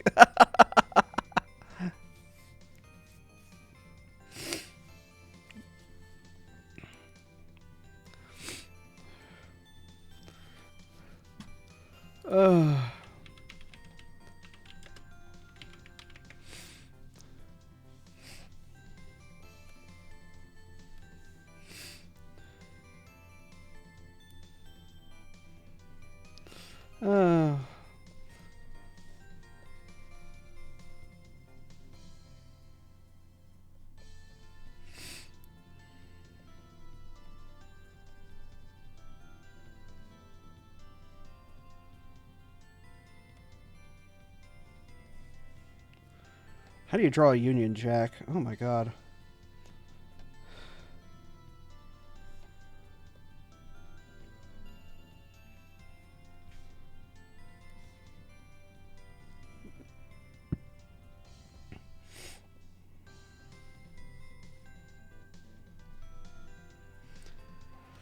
Oh god.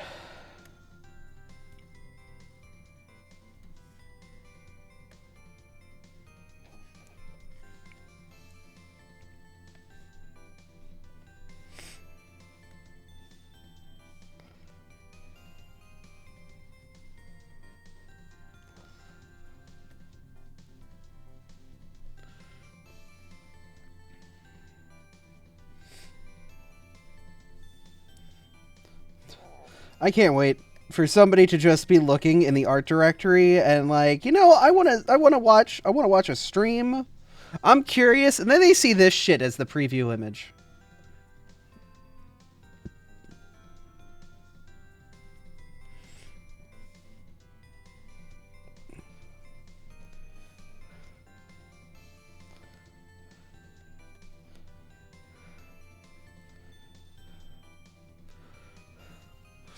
And all right.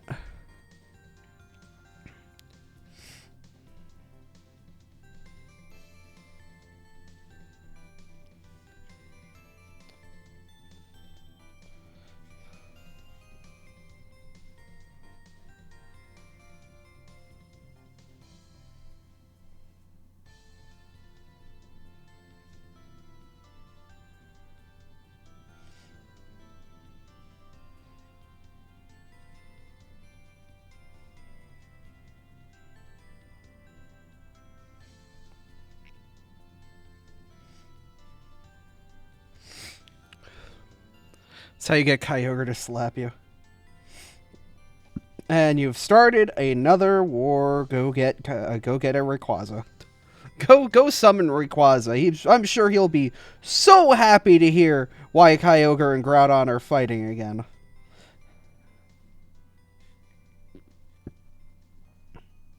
Like, he'll reluctantly come and fix it, but he's gonna be, like, angry at you the entire time. And probably stab you like he did Xenia in the comics.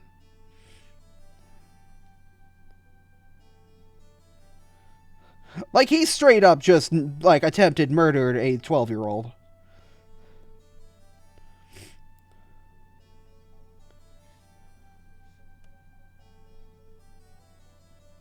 Pokemon comics don't pull punches. Not even recent years.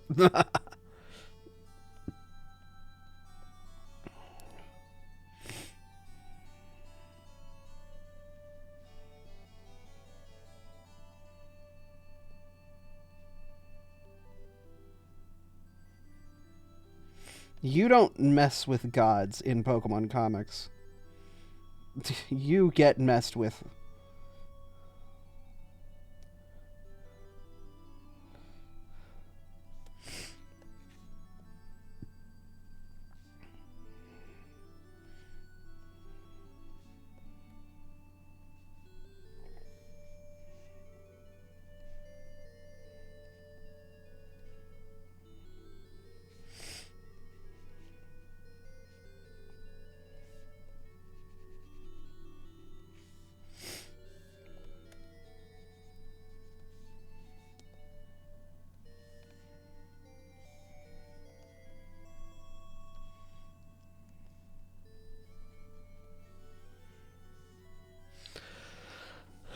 What would happen if you ate beans on toast at 2 a.m.? I don't know. Probably go to your thighs.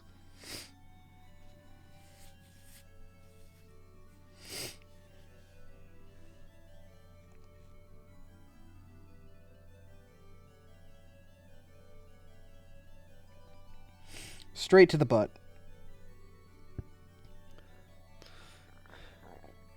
It's almost 2 a.m. here. See? You have to get ready. It's beans on toast hour soon.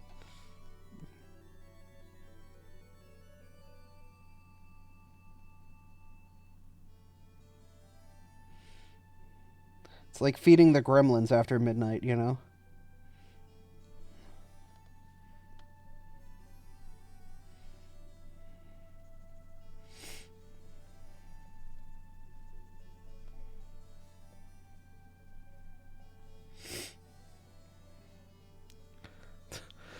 Straight to my thighs, yes. Dangerous.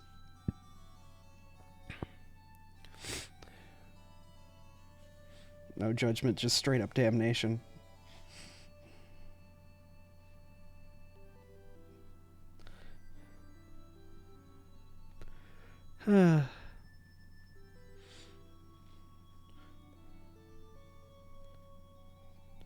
No, Arceus sends you to go help Elon run Twitter.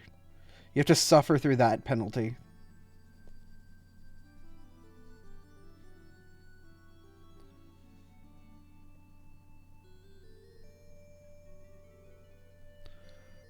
That's even worse. It's gifted a sub, and this is one of the emotes. Not a furry. Bullshit. Mel the honeybee. Mm-hmm.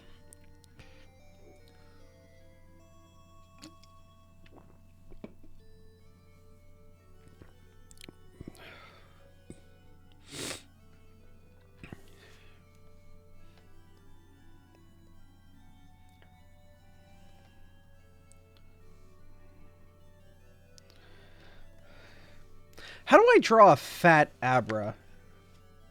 Was gifted a sub, and this is one of their emotes. Oh my lord!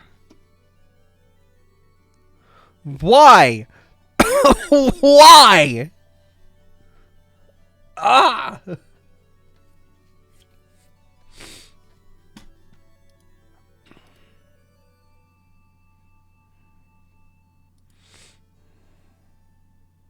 There's someone in my followers list who uses the not a furry tag. We call that denial in the business.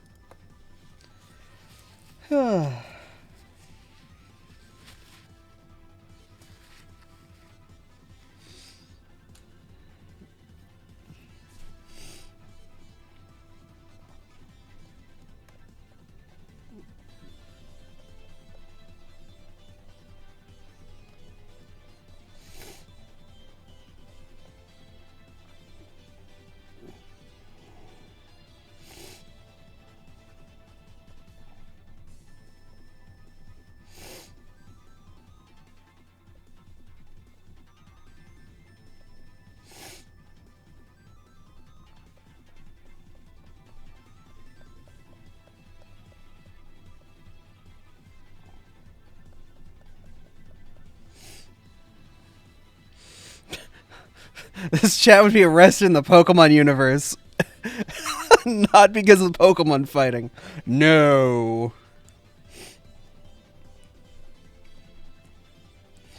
Abby, did you go to Bill's house demanding you get turned into an Abra? Look! He has the technology. He was turned into an Eevee. Man was a coward. Didn't stay that way. I know what I want.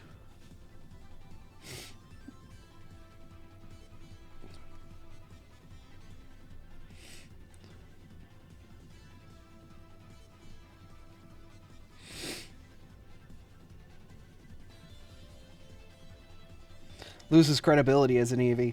I work from home professionally. I can still do my job.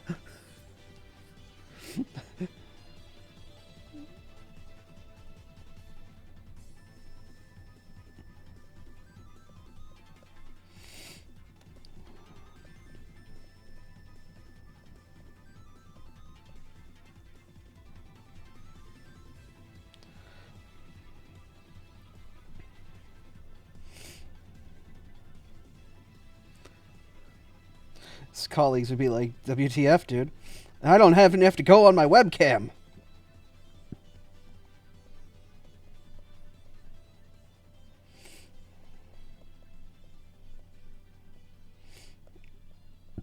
And I know guaranteed I would not be the only furry at his door.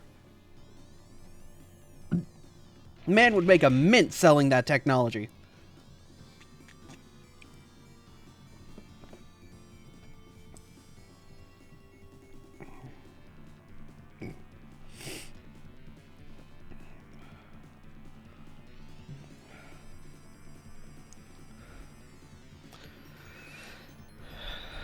Why do humans even exist in Pokemon?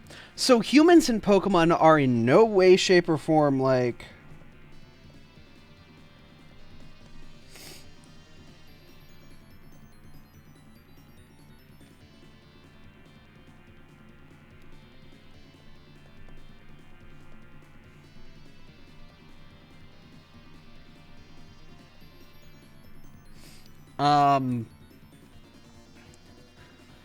Can you turn me into a female Vaporeon for no reason at all? No, I'm sure that they have just as bad an internet in the Pokemon universe as they do in our universe, and I'm sure that they have just as horrible memes.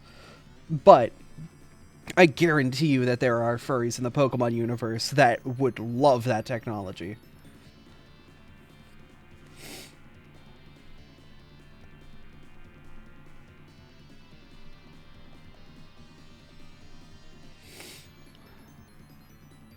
There are reasons Waterstones aren't sold at stores. Actually, in Gen 9, they are now. Paldea has come to its senses. Pokefanatics exist, I rest my case. Yeah.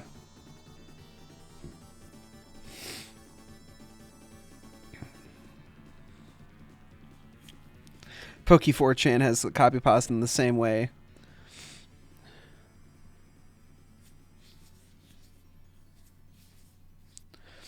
Yeah.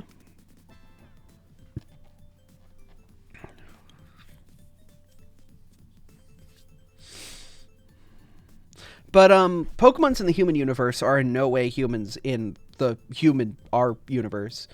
Specifically speaking, humans do some crazy, stupid feats in the Pokemon universe repeatedly. And I'm not just talking about that time Ash threw a fucking log.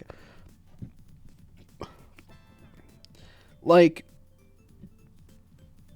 there was that time that a random standard rocket grunt took a hyper beam to the face from Lance's Dragonite, so much so he got thrown into a wall and was like, I'm fine.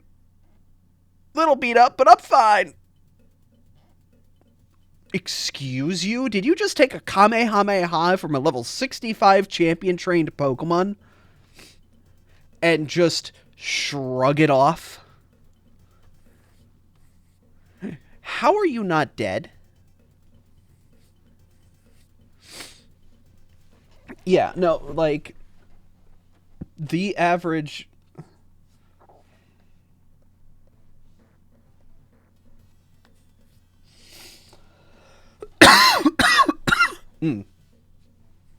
The average human in the Pokemon universe is kind of cracked. Ash's Pikachu gets beaten by 8th gym leaders, gets bodied by 1st gym leaders. Well, I mean, they've retconned that back now. I know that was a big problem with the Gen 5 anime. How a level 5 Snivy used Attract on Ash's Pikachu once and beat it. And, like, even if you get really lucky, Attract isn't going to give you free turns forever.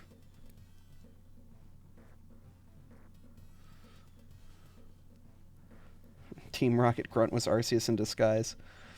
I mean, actually, in the remake, you know, in Heart Gold Soul Silver, there is that Arceus event. Maybe.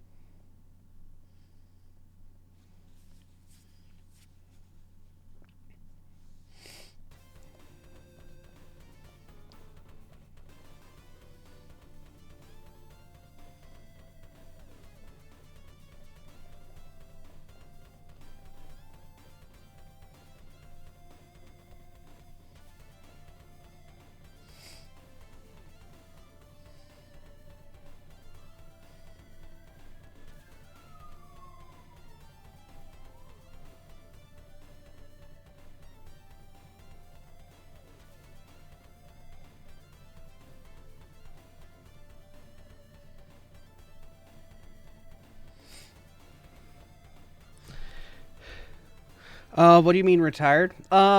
So, recently in, the heck? Yeah, that was multiple things. Yeah, so they made a tournament of all of the champions from every region. So, because there were 8 gens at the time, it was an 8v8 tournament. You can tell me spoilers, I don't care if we get to watch it. They made a they made a tournament of champions. And Ash is the champion of the Alolan region, because he was the champion in the Gen 7 anime. So he was invited. And he won the tournament of champions. He literally won the tournament of power in the Pokemon universe. Beat Cynthia, beat whatever the Gen 8 champion is, and beat someone else. I forget who the first champion he went against was. I think it was Diantha. Not Diantha. It was Gen 5 Dragon Girl. Ash wasn't invited, he climbed the ladder. Still, he won the Tournament of Champions. He was the champion of champions. He is literally the best, like no one ever was. Yeah, Iris. He beat Iris. So he literally is the very best, like no one ever was. There's nowhere for him to go, so they're like, alright, let's end his story then. Let's give him an ending. And so they are retiring him. He is no longer going to be the main character of the show. He is basically just going to continue doing adventures and stuff, but we're not going to see them anymore.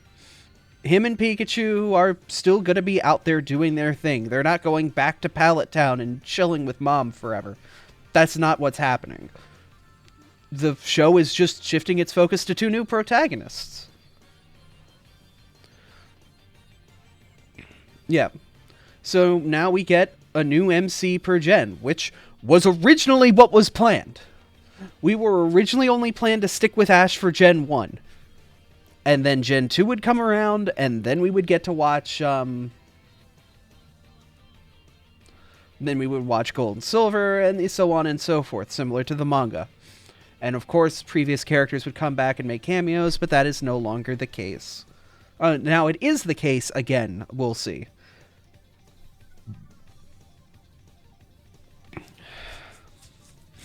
Oh, we already know who the next main characters are. Like, if we go into the anime, like, we can see, like, that they've already given, like, a little preview of, like, who the new characters are. Here. These are the new characters. This is a very small picture. So let me get a bigger one.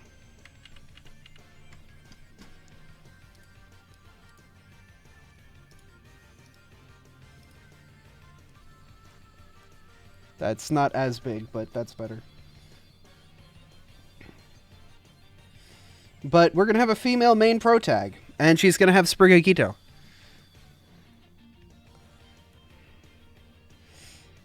And her side is this lad. So, very excited. Very happy to see that they're going to shift things to a new protag. Also, I just love her look. She's got drip. She's got, like, the really cool kind of, like, hair going on. Little reference to Ash in the hair clip here, which is nice. Because it's still that little, like, green, like, sachet that, you know, like, from the hat. The, you know, that symbol, which is cool.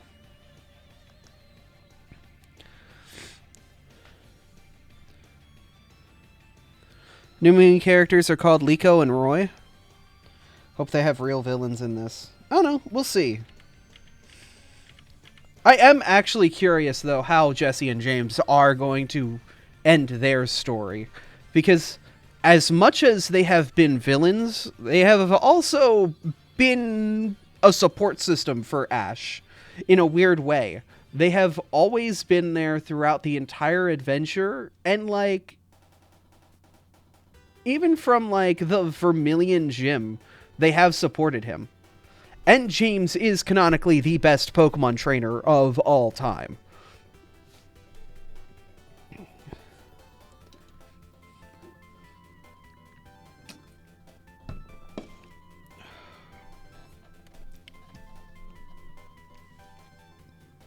So, yeah.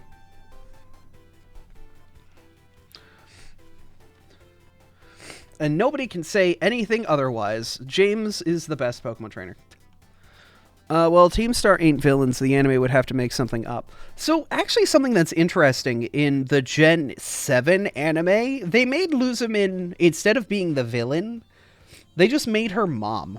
They just made her this weird mom to, like, everything. It was weird. Because Luzamin is not the villain of Gen 7. Luzamin is just...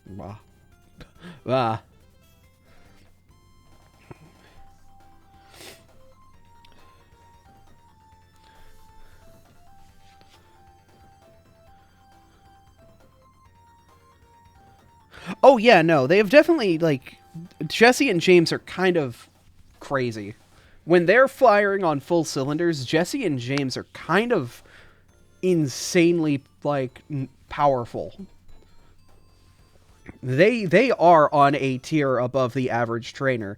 And if they were focused on anyone but Ash, they would have caused problems. Hell, we know that before they met Ash, they were problems.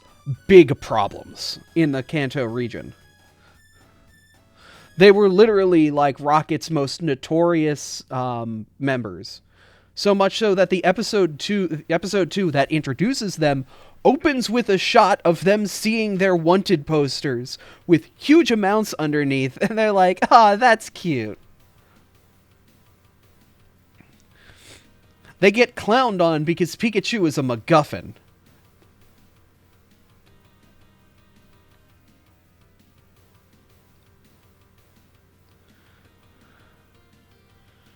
Yeah. So...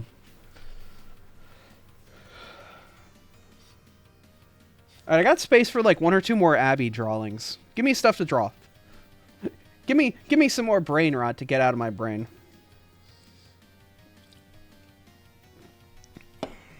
If I see those four going to jail, I'm going to cry. They don't deserve jail at this point. Every time Ash and friends have been wanted poster and egg.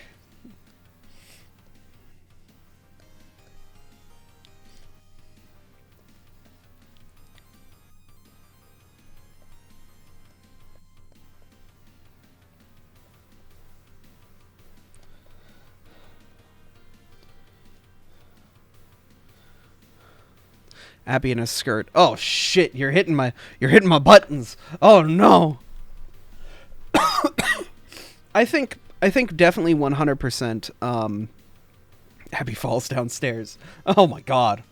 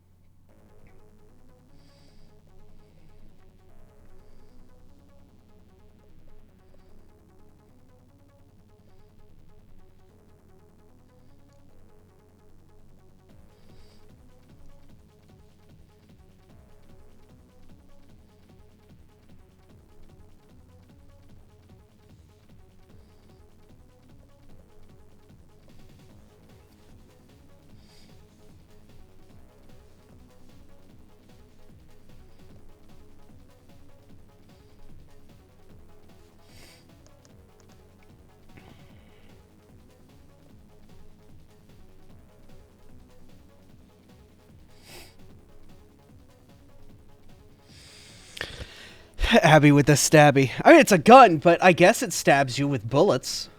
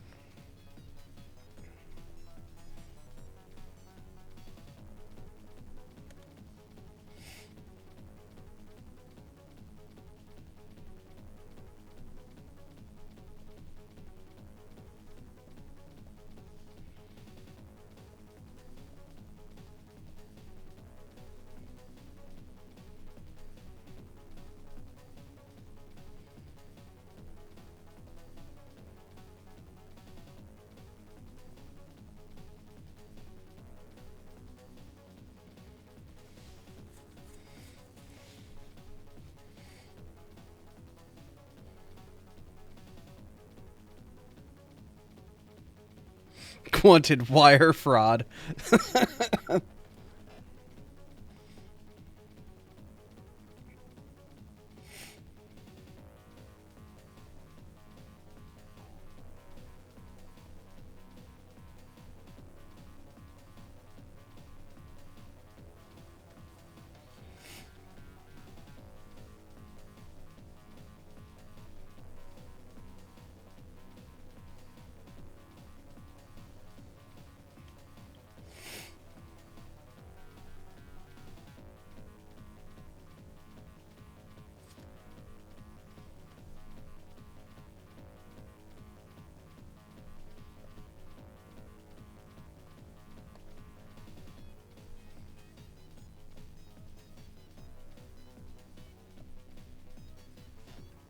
I need to find her pen. Please do not smooch.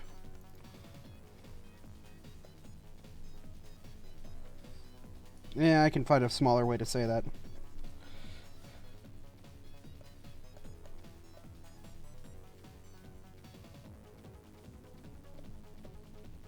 Please do not pet.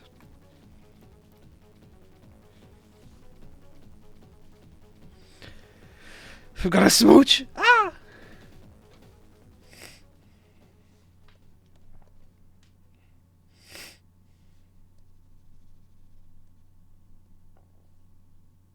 Refuses to take her medication. Can't stop me.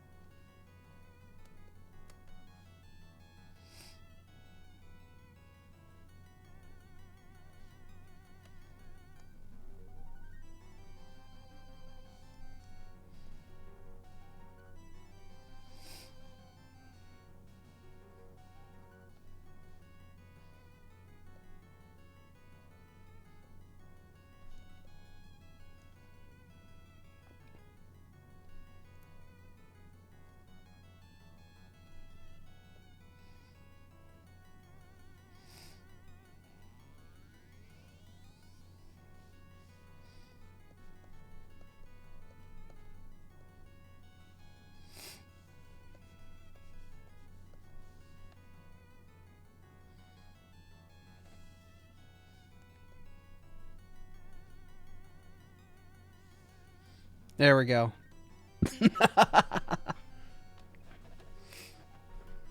Aw, thank you for the pets. There we go. Abra falling down some stairs. I warned you about the stairs.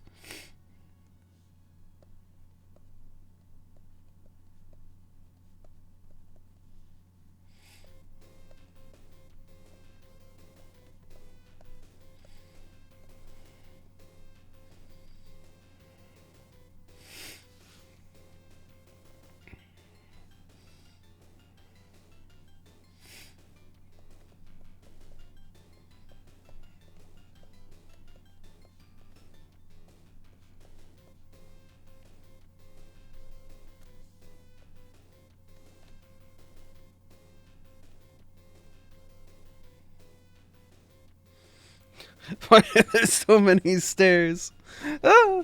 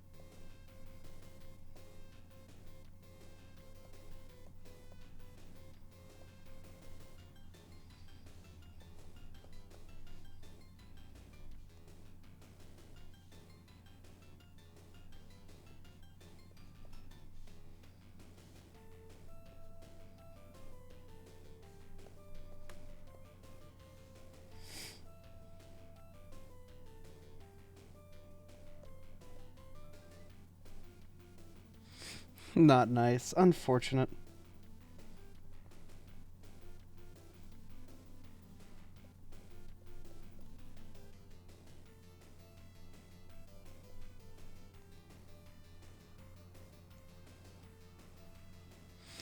Abra kitty.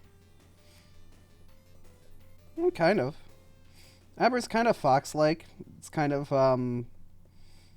bug-like. It's kind of cat-like. It's kind of weird. Abra's a weird Pokemon.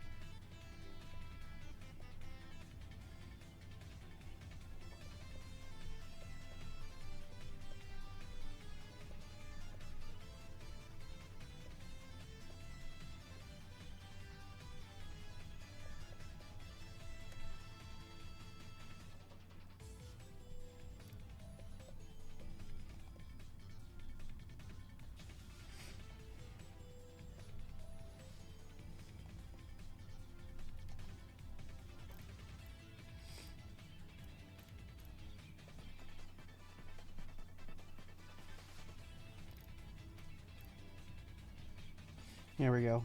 Abby in a skirt. God, that gives me freaking dopamine.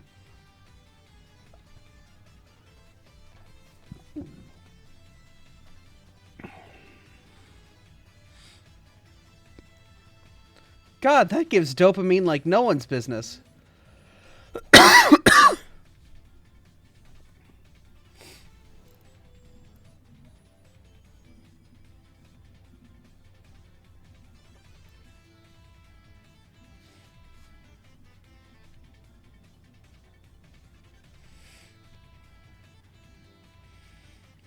Certainly have some interesting drawings today. Jeez Louise. Alright, I got another hour before I need to go.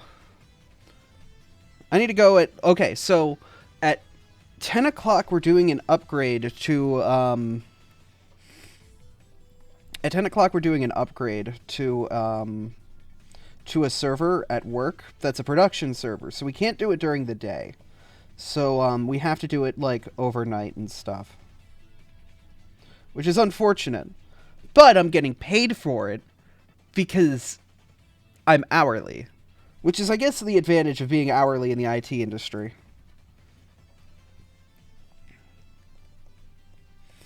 Where do I work? I work for an IT contractor.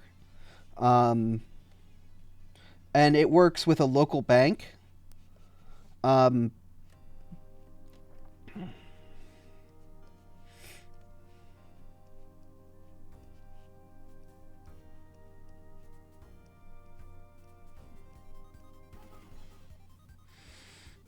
Makes sense to have the smart Pokemon do IT work. Yeah.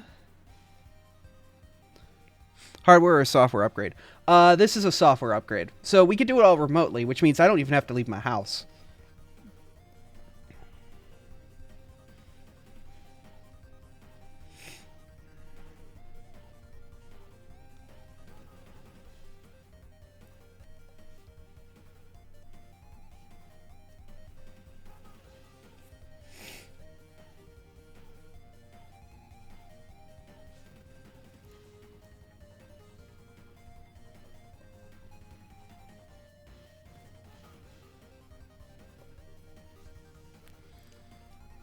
Yeah. But since it's all remote work, I don't really have to worry about it all that much. But it still needs to be done after hours. And we have somebody from the company that, like, they bought the software from on the phone. So I can't be, you know... I've done work while streaming before.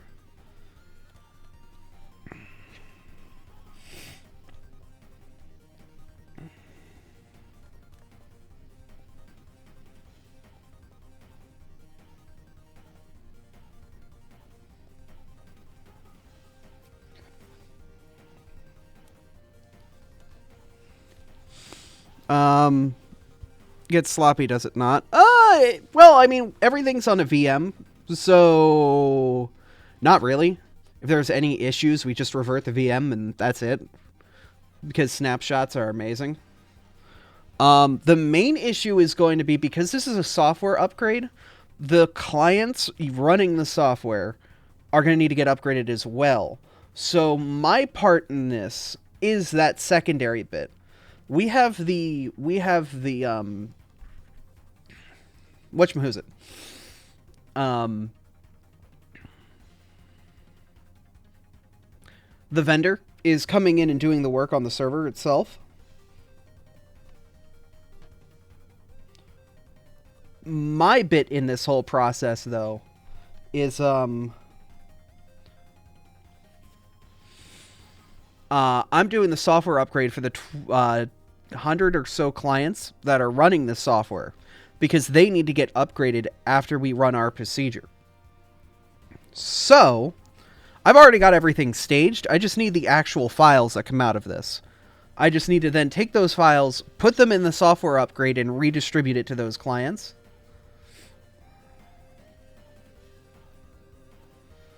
So it's not that difficult of a process. It sounds complex, but because all the groundwork has already been laid out, it's literally just move a folder into place and then say, hey, distribute this folder and run this batch file. And that'll do the work.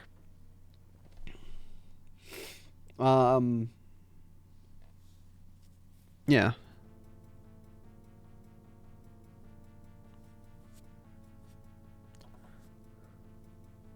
Which is nice.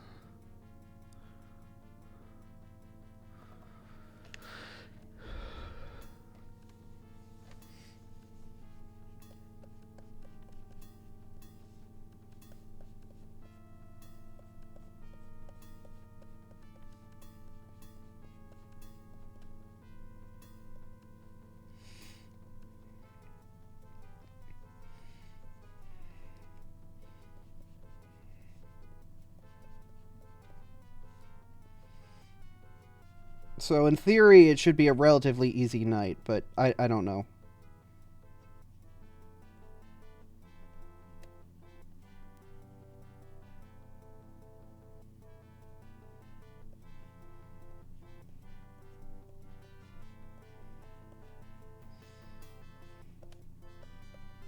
We'll see.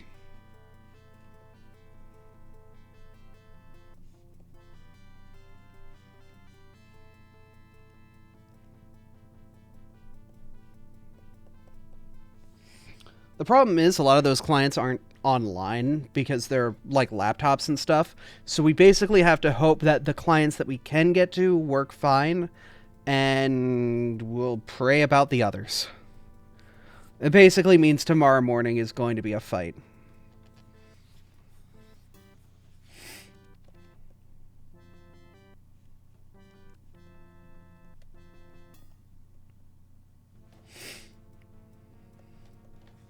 It's going to be sign in, probably a bunch of tickets about people who don't know how to click the button that makes the upgrade happen, or they saw the upgrade happening and got very scared and canceled it, which means they broke it.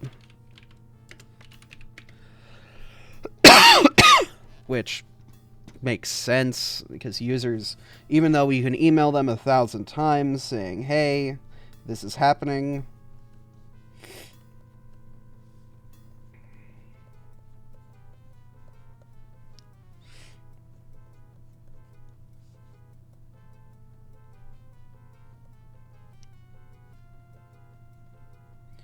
they'll still just freak out. Is what it is.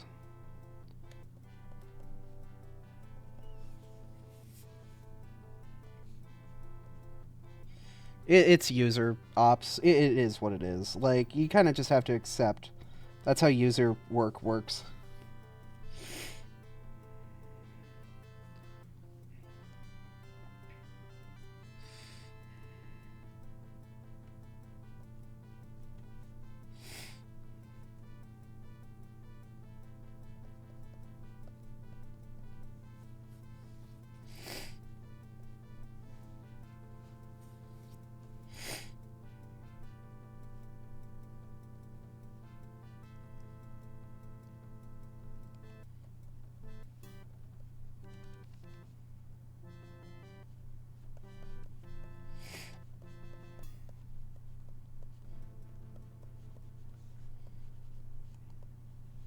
You can tell a user a billion times how to do something, and you'll still have to manually walk them through it.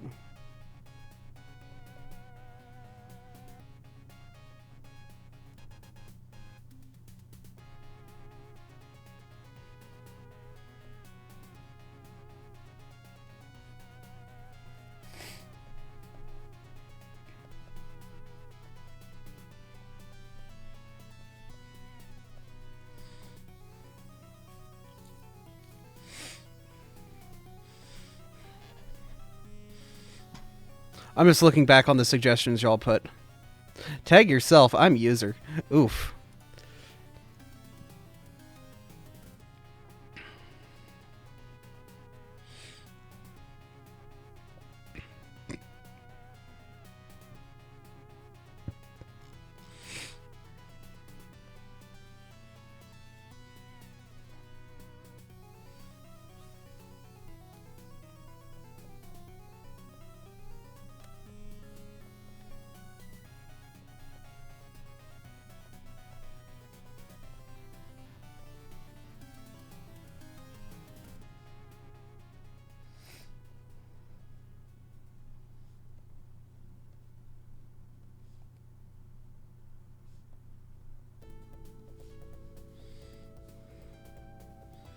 Not John, I'm just anxious I'll mess it up. That's understandable.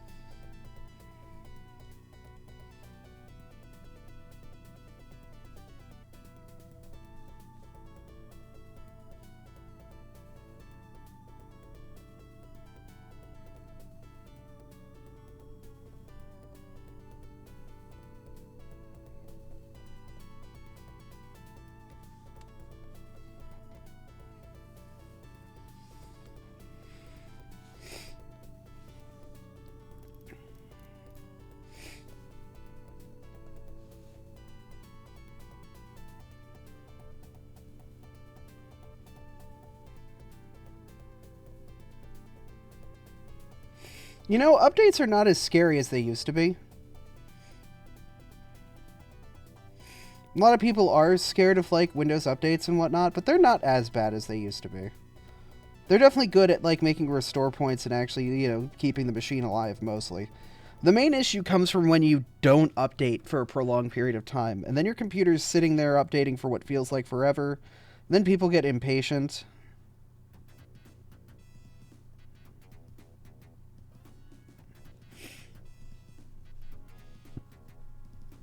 And, then there's issues.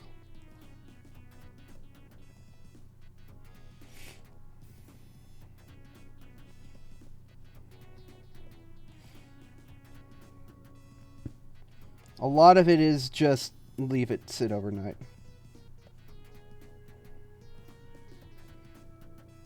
Which is why we run updates overnight.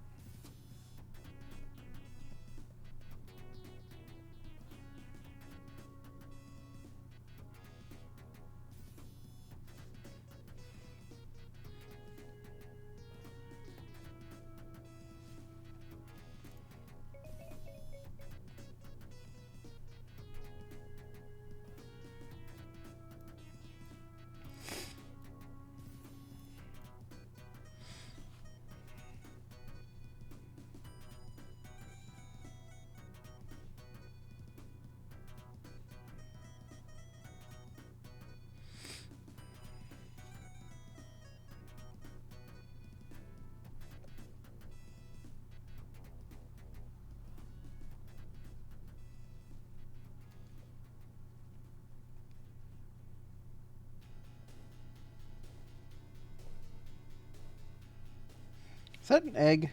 That looks like an egg. That should be an egg.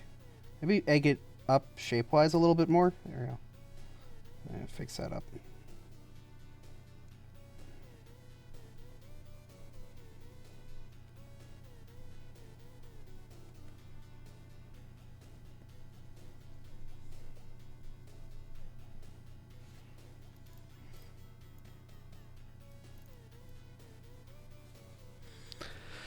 Whew. Alright, what else was considered crime wire fraud?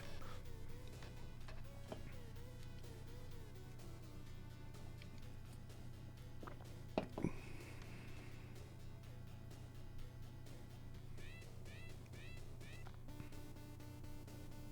going to expand the tail out a little bit more.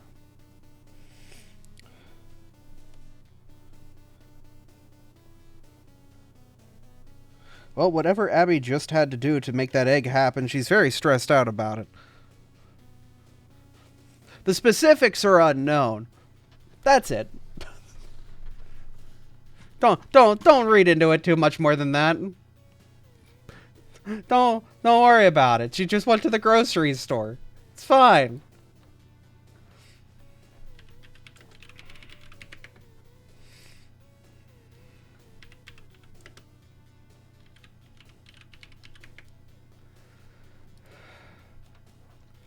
Yeah.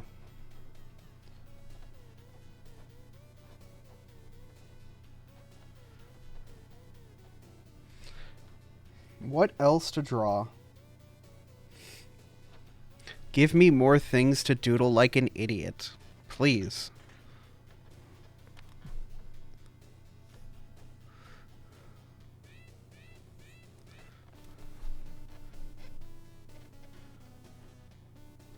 No one said it was her egg.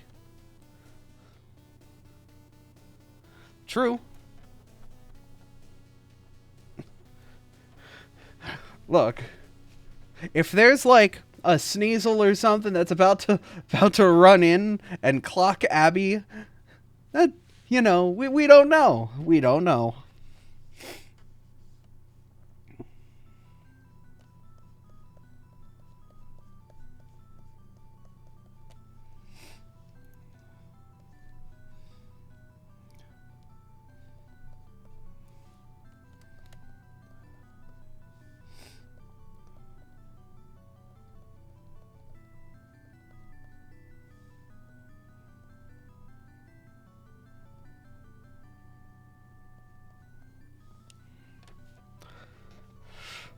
Would certainly explain the stress. You're right.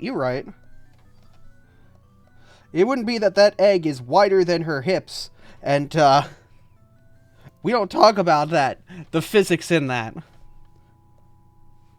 Don't worry about it. Don't worry about it. Just appeared one day.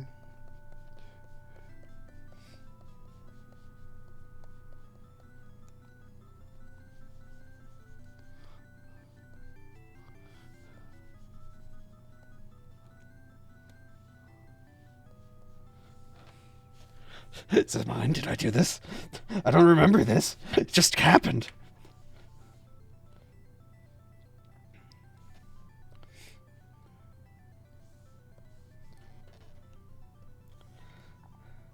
I have no idea how people ride skateboards. My only experience is Tony Hawk.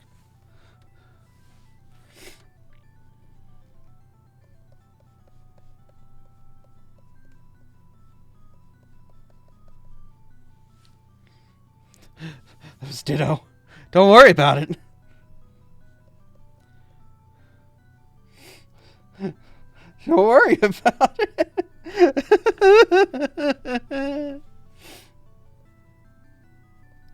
What's great is that this perspective, I don't have to draw feet.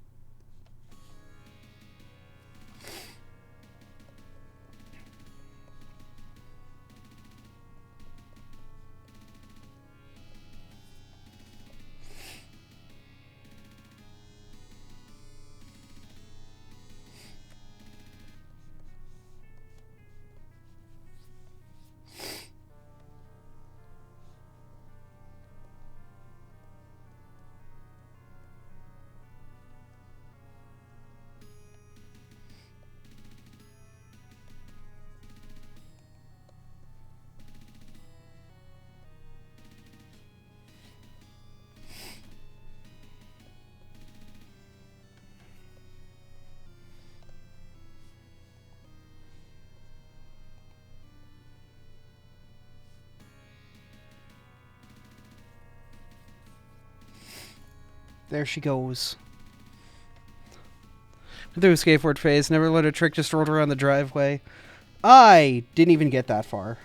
I like scooters.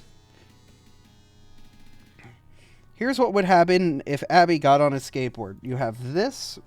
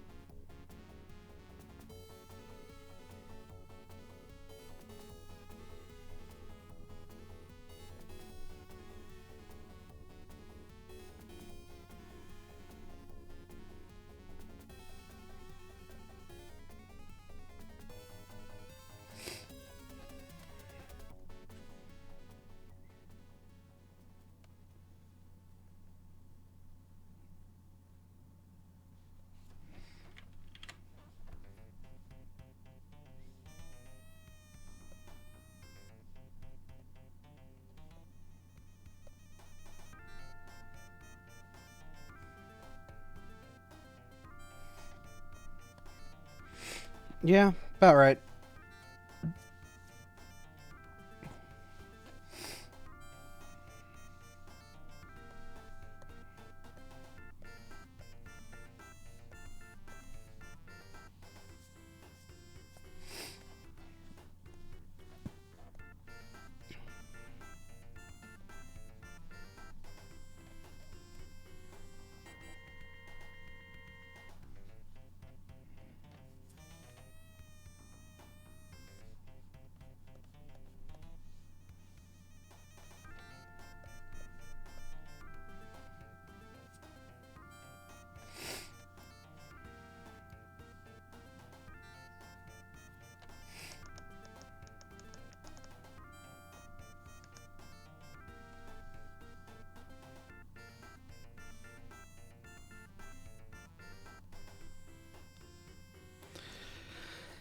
Face trying to ride a scooter on a picnic table. Yeah, about right, yeah.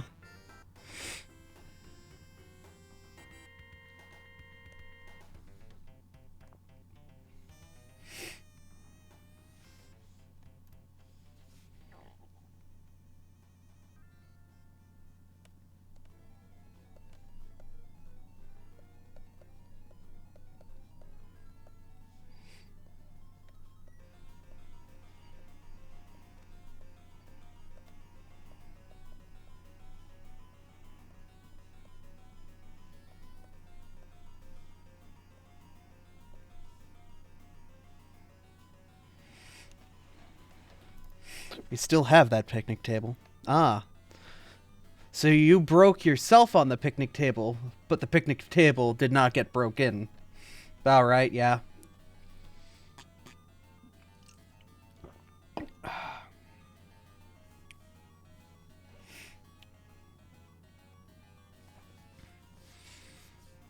Alright, I got space for one more doodle. I need that last hit of dopamine before I go off and do work crap. What you got, internet? What's gonna hit my endorphins? Endorphins? Probably not the right term. I don't know, I'm too stupid right now to think of the right one. That picnic table has seen many birthday parties. Nice.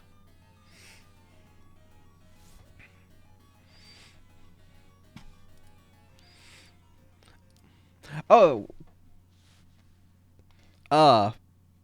Also, if, like, people want to join the Discord, feel more than free to. Jeez.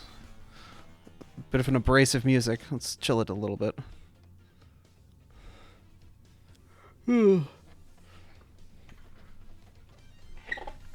I know, we're gonna try and keep coordinated when it's time for, the Score Bunny raids. The 7-star Score Bunny raids in Scarlet Violet. Because those are gonna happen around Christmas time. And the good thing is, it seems like, the, Pokemon that worked for the Charizard raids, Sylveon and Azumarill, are pretty much gonna be the stars of, this raid as well. So, fingers crossed, there isn't much prep work that needs to be done to make this happen. Which would be interesting.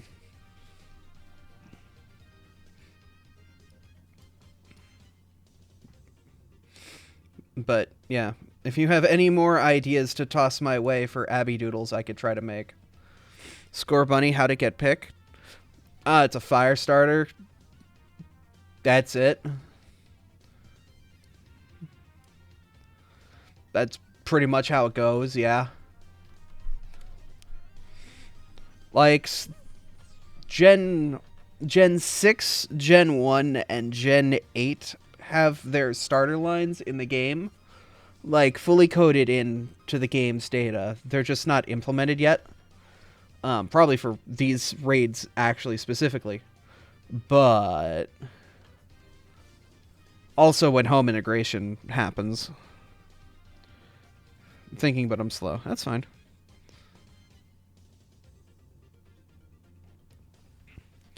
But there's Litten and Cyndaquil. So Cyndaquil, I think, is in the game as well because of Hisui. I think every Hisuian Pokemon, or every Pokemon that was in Hisui, or had a new form from Hisui, is in this game. But they're not going to be properly implemented until it's home time. But yeah, you can encounter all of the, not Titans, but the story alphas within the course of you can find their non-Hisuian forms within the course of the game. So it's pretty much like implied that yeah, we're gonna do the thing. Scuba diving Abra. Okay. That means I gotta put Abra in a bodysuit.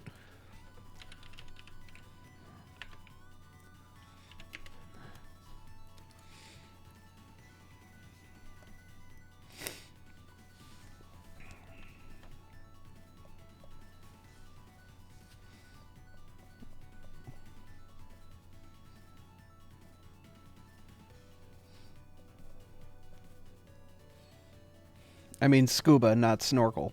Oh yeah, no, that's what I meant. Like a full-on like tank and everything.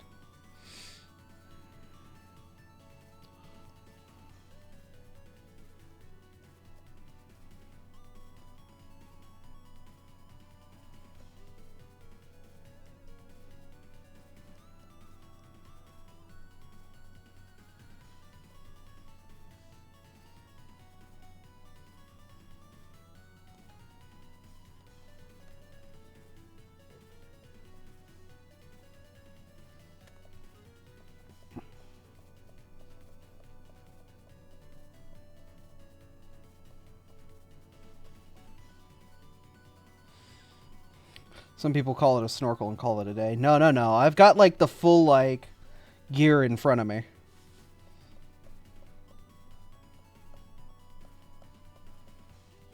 Which means Abby's head shape would not have the fur out because she would be in like the...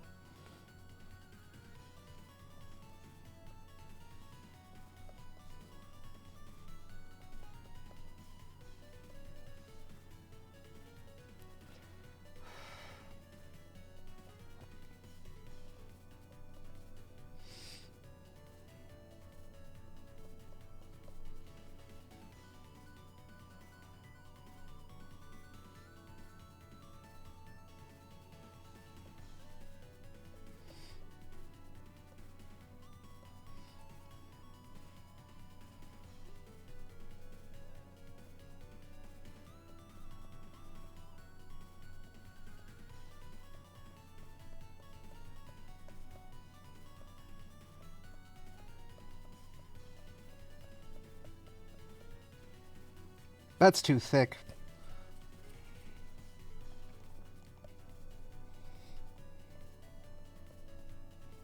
It's still too thick. Gotta...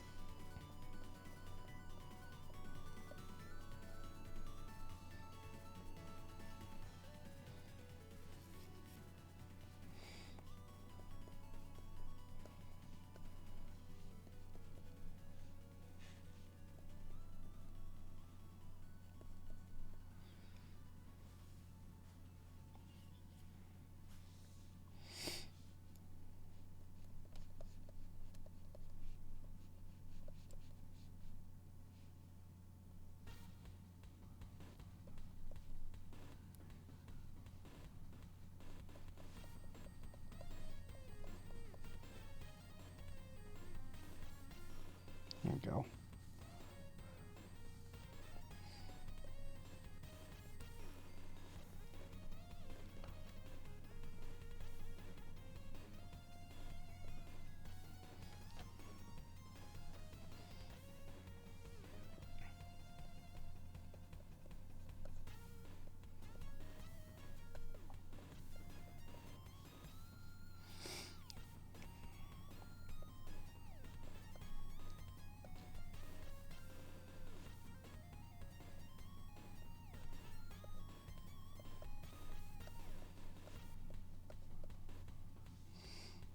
Problem is, like, how do you represent a bodysuit well?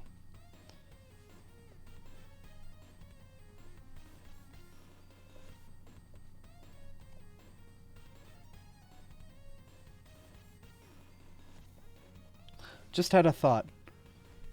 That's unfortunate. My head's empty all the time. What's it like having thoughts? How can one be so lucky?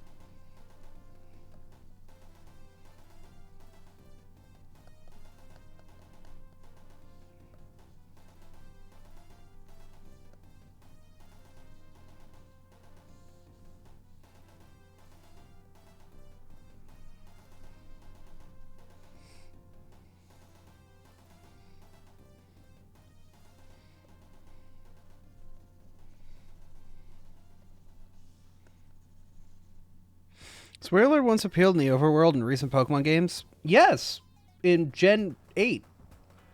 It was part of the Pokemon that were there. Yeah.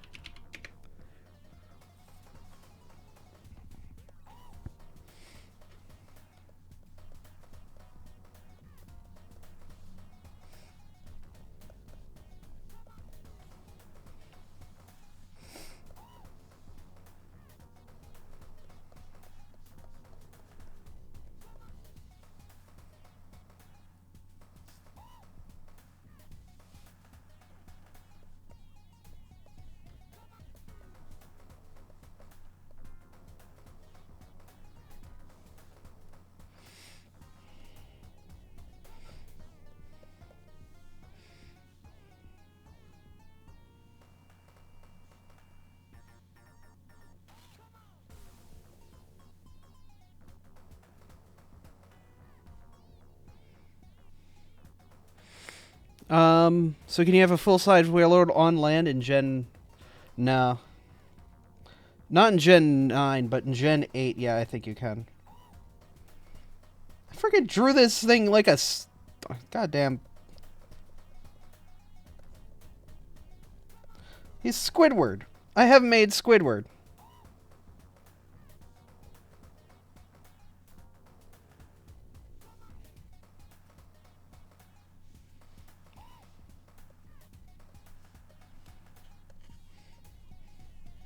I just legit straight up made Squidward. But as a Tentacruel. The most non-intimidating Tentacruel ever.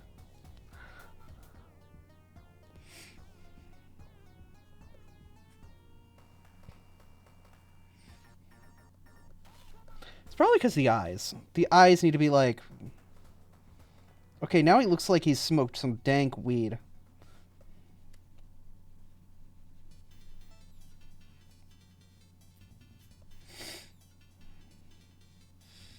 How the hell do eyes work?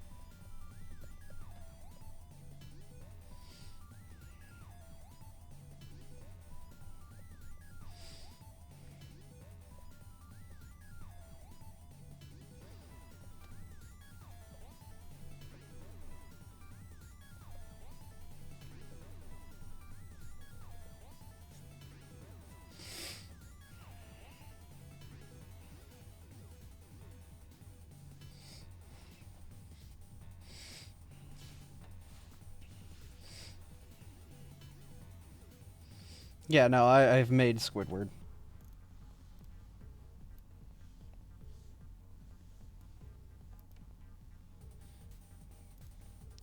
First thought where the orbs were Tentacruel's eyes. Yeah, when I was a kid, I thought that too.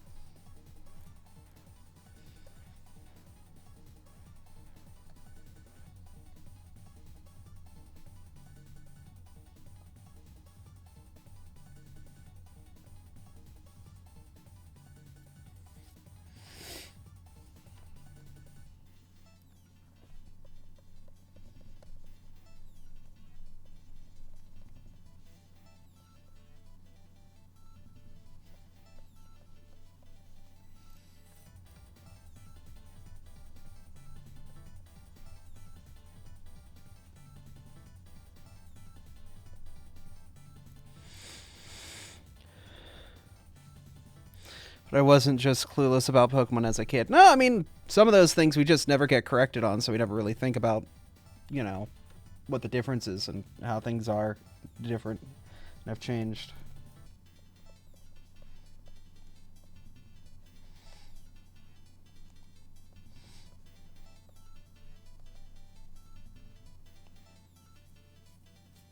Remoraid turns into Octillery. If it works, yeah. It's definitely an interesting evolution because it was supposed to be like gun into tank, and that didn't happen.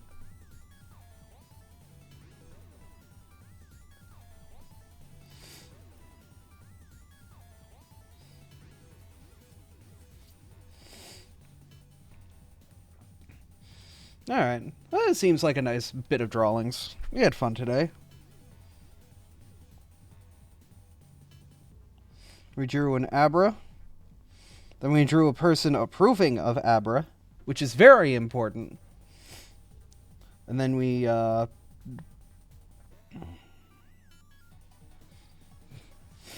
drew Abra out of polygons. Gamer.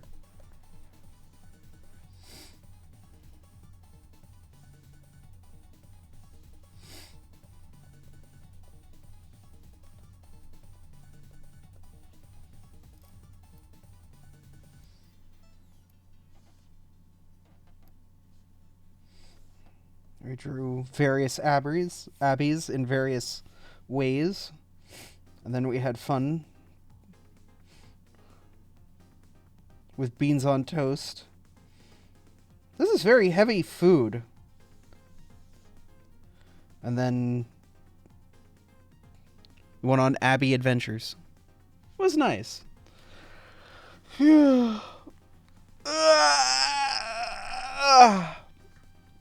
Okay. Well, that was nice. Unfortunately, I've got an hour until it's time for me to do that thing. So I could go get, like, some food, but I'm not super hungry. I don't know.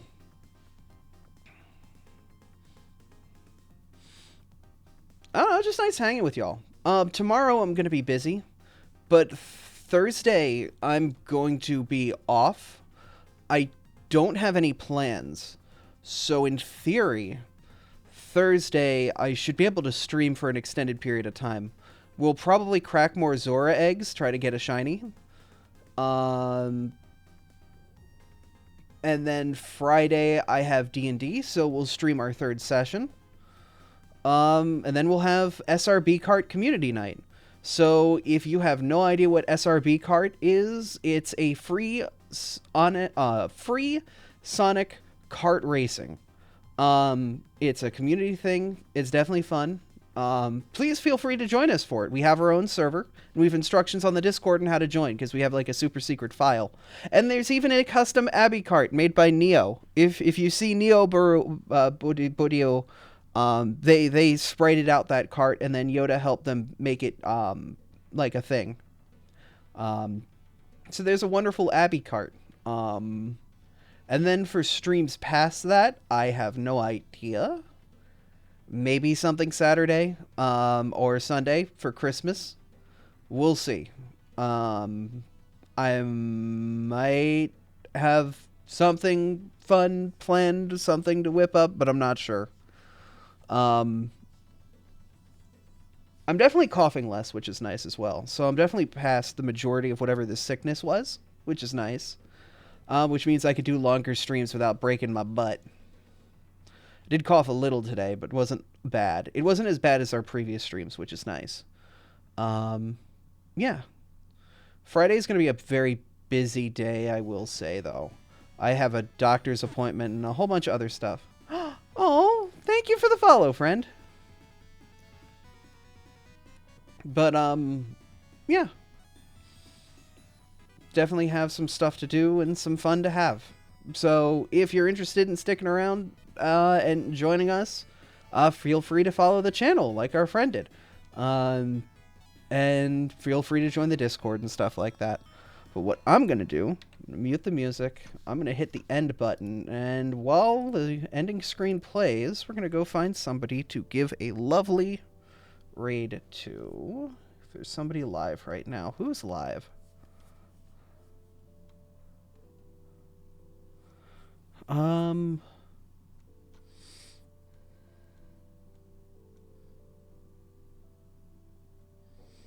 looking to see.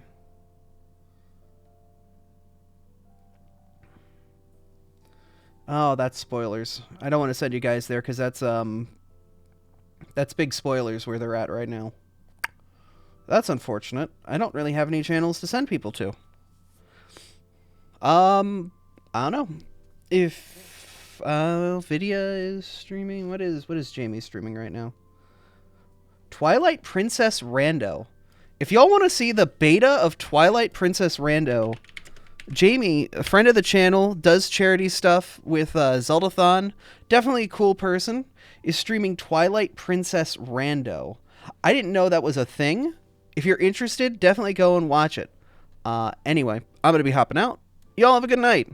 Go watch Jamie. Jamie's cool. They do a lot of Zelda Rando stuff.